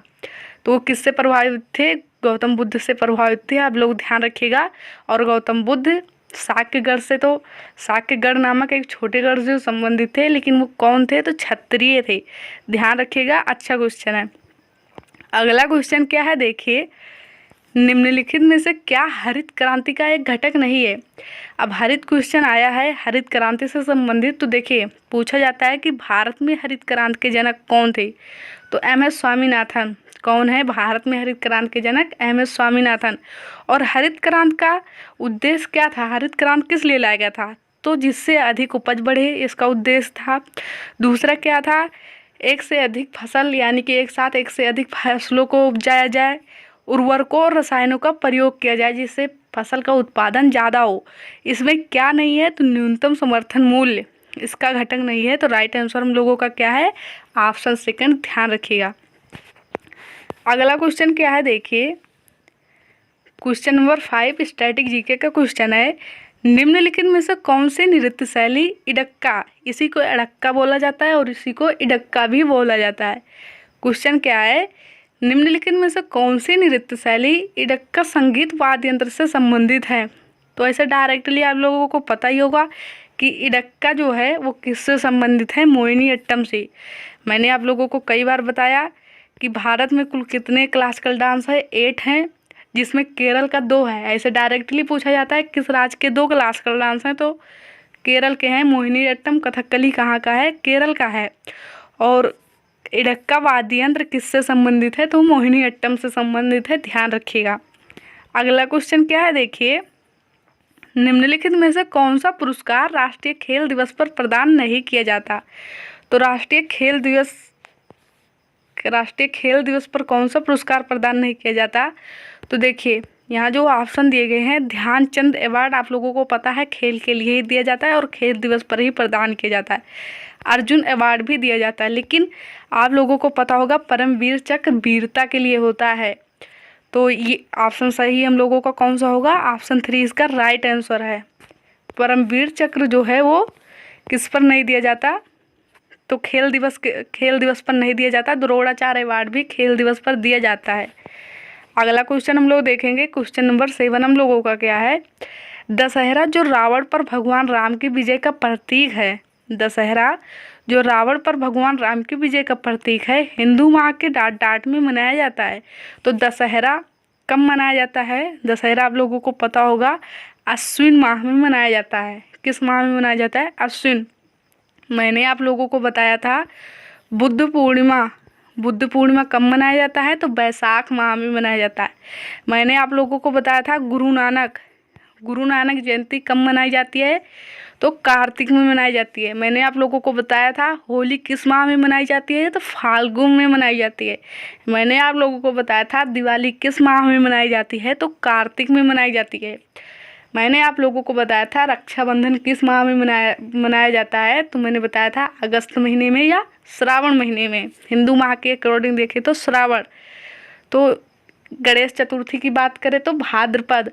ये सारे क्वेश्चन आप लोग कहीं नोट कर लीजिए, ये सारे क्वेश्चन बार बार पूछे जाते हैं और मोस्ट इम्पॉर्टेंट क्वेश्चन है। अगला क्वेश्चन क्या है देखिए, भारत के राष्ट्रपति के चुनाव में राज्यों के कौन से सदन भाग लेते हैं? विधानसभा और विधान परिषद दोनों, ना तो विधानसभा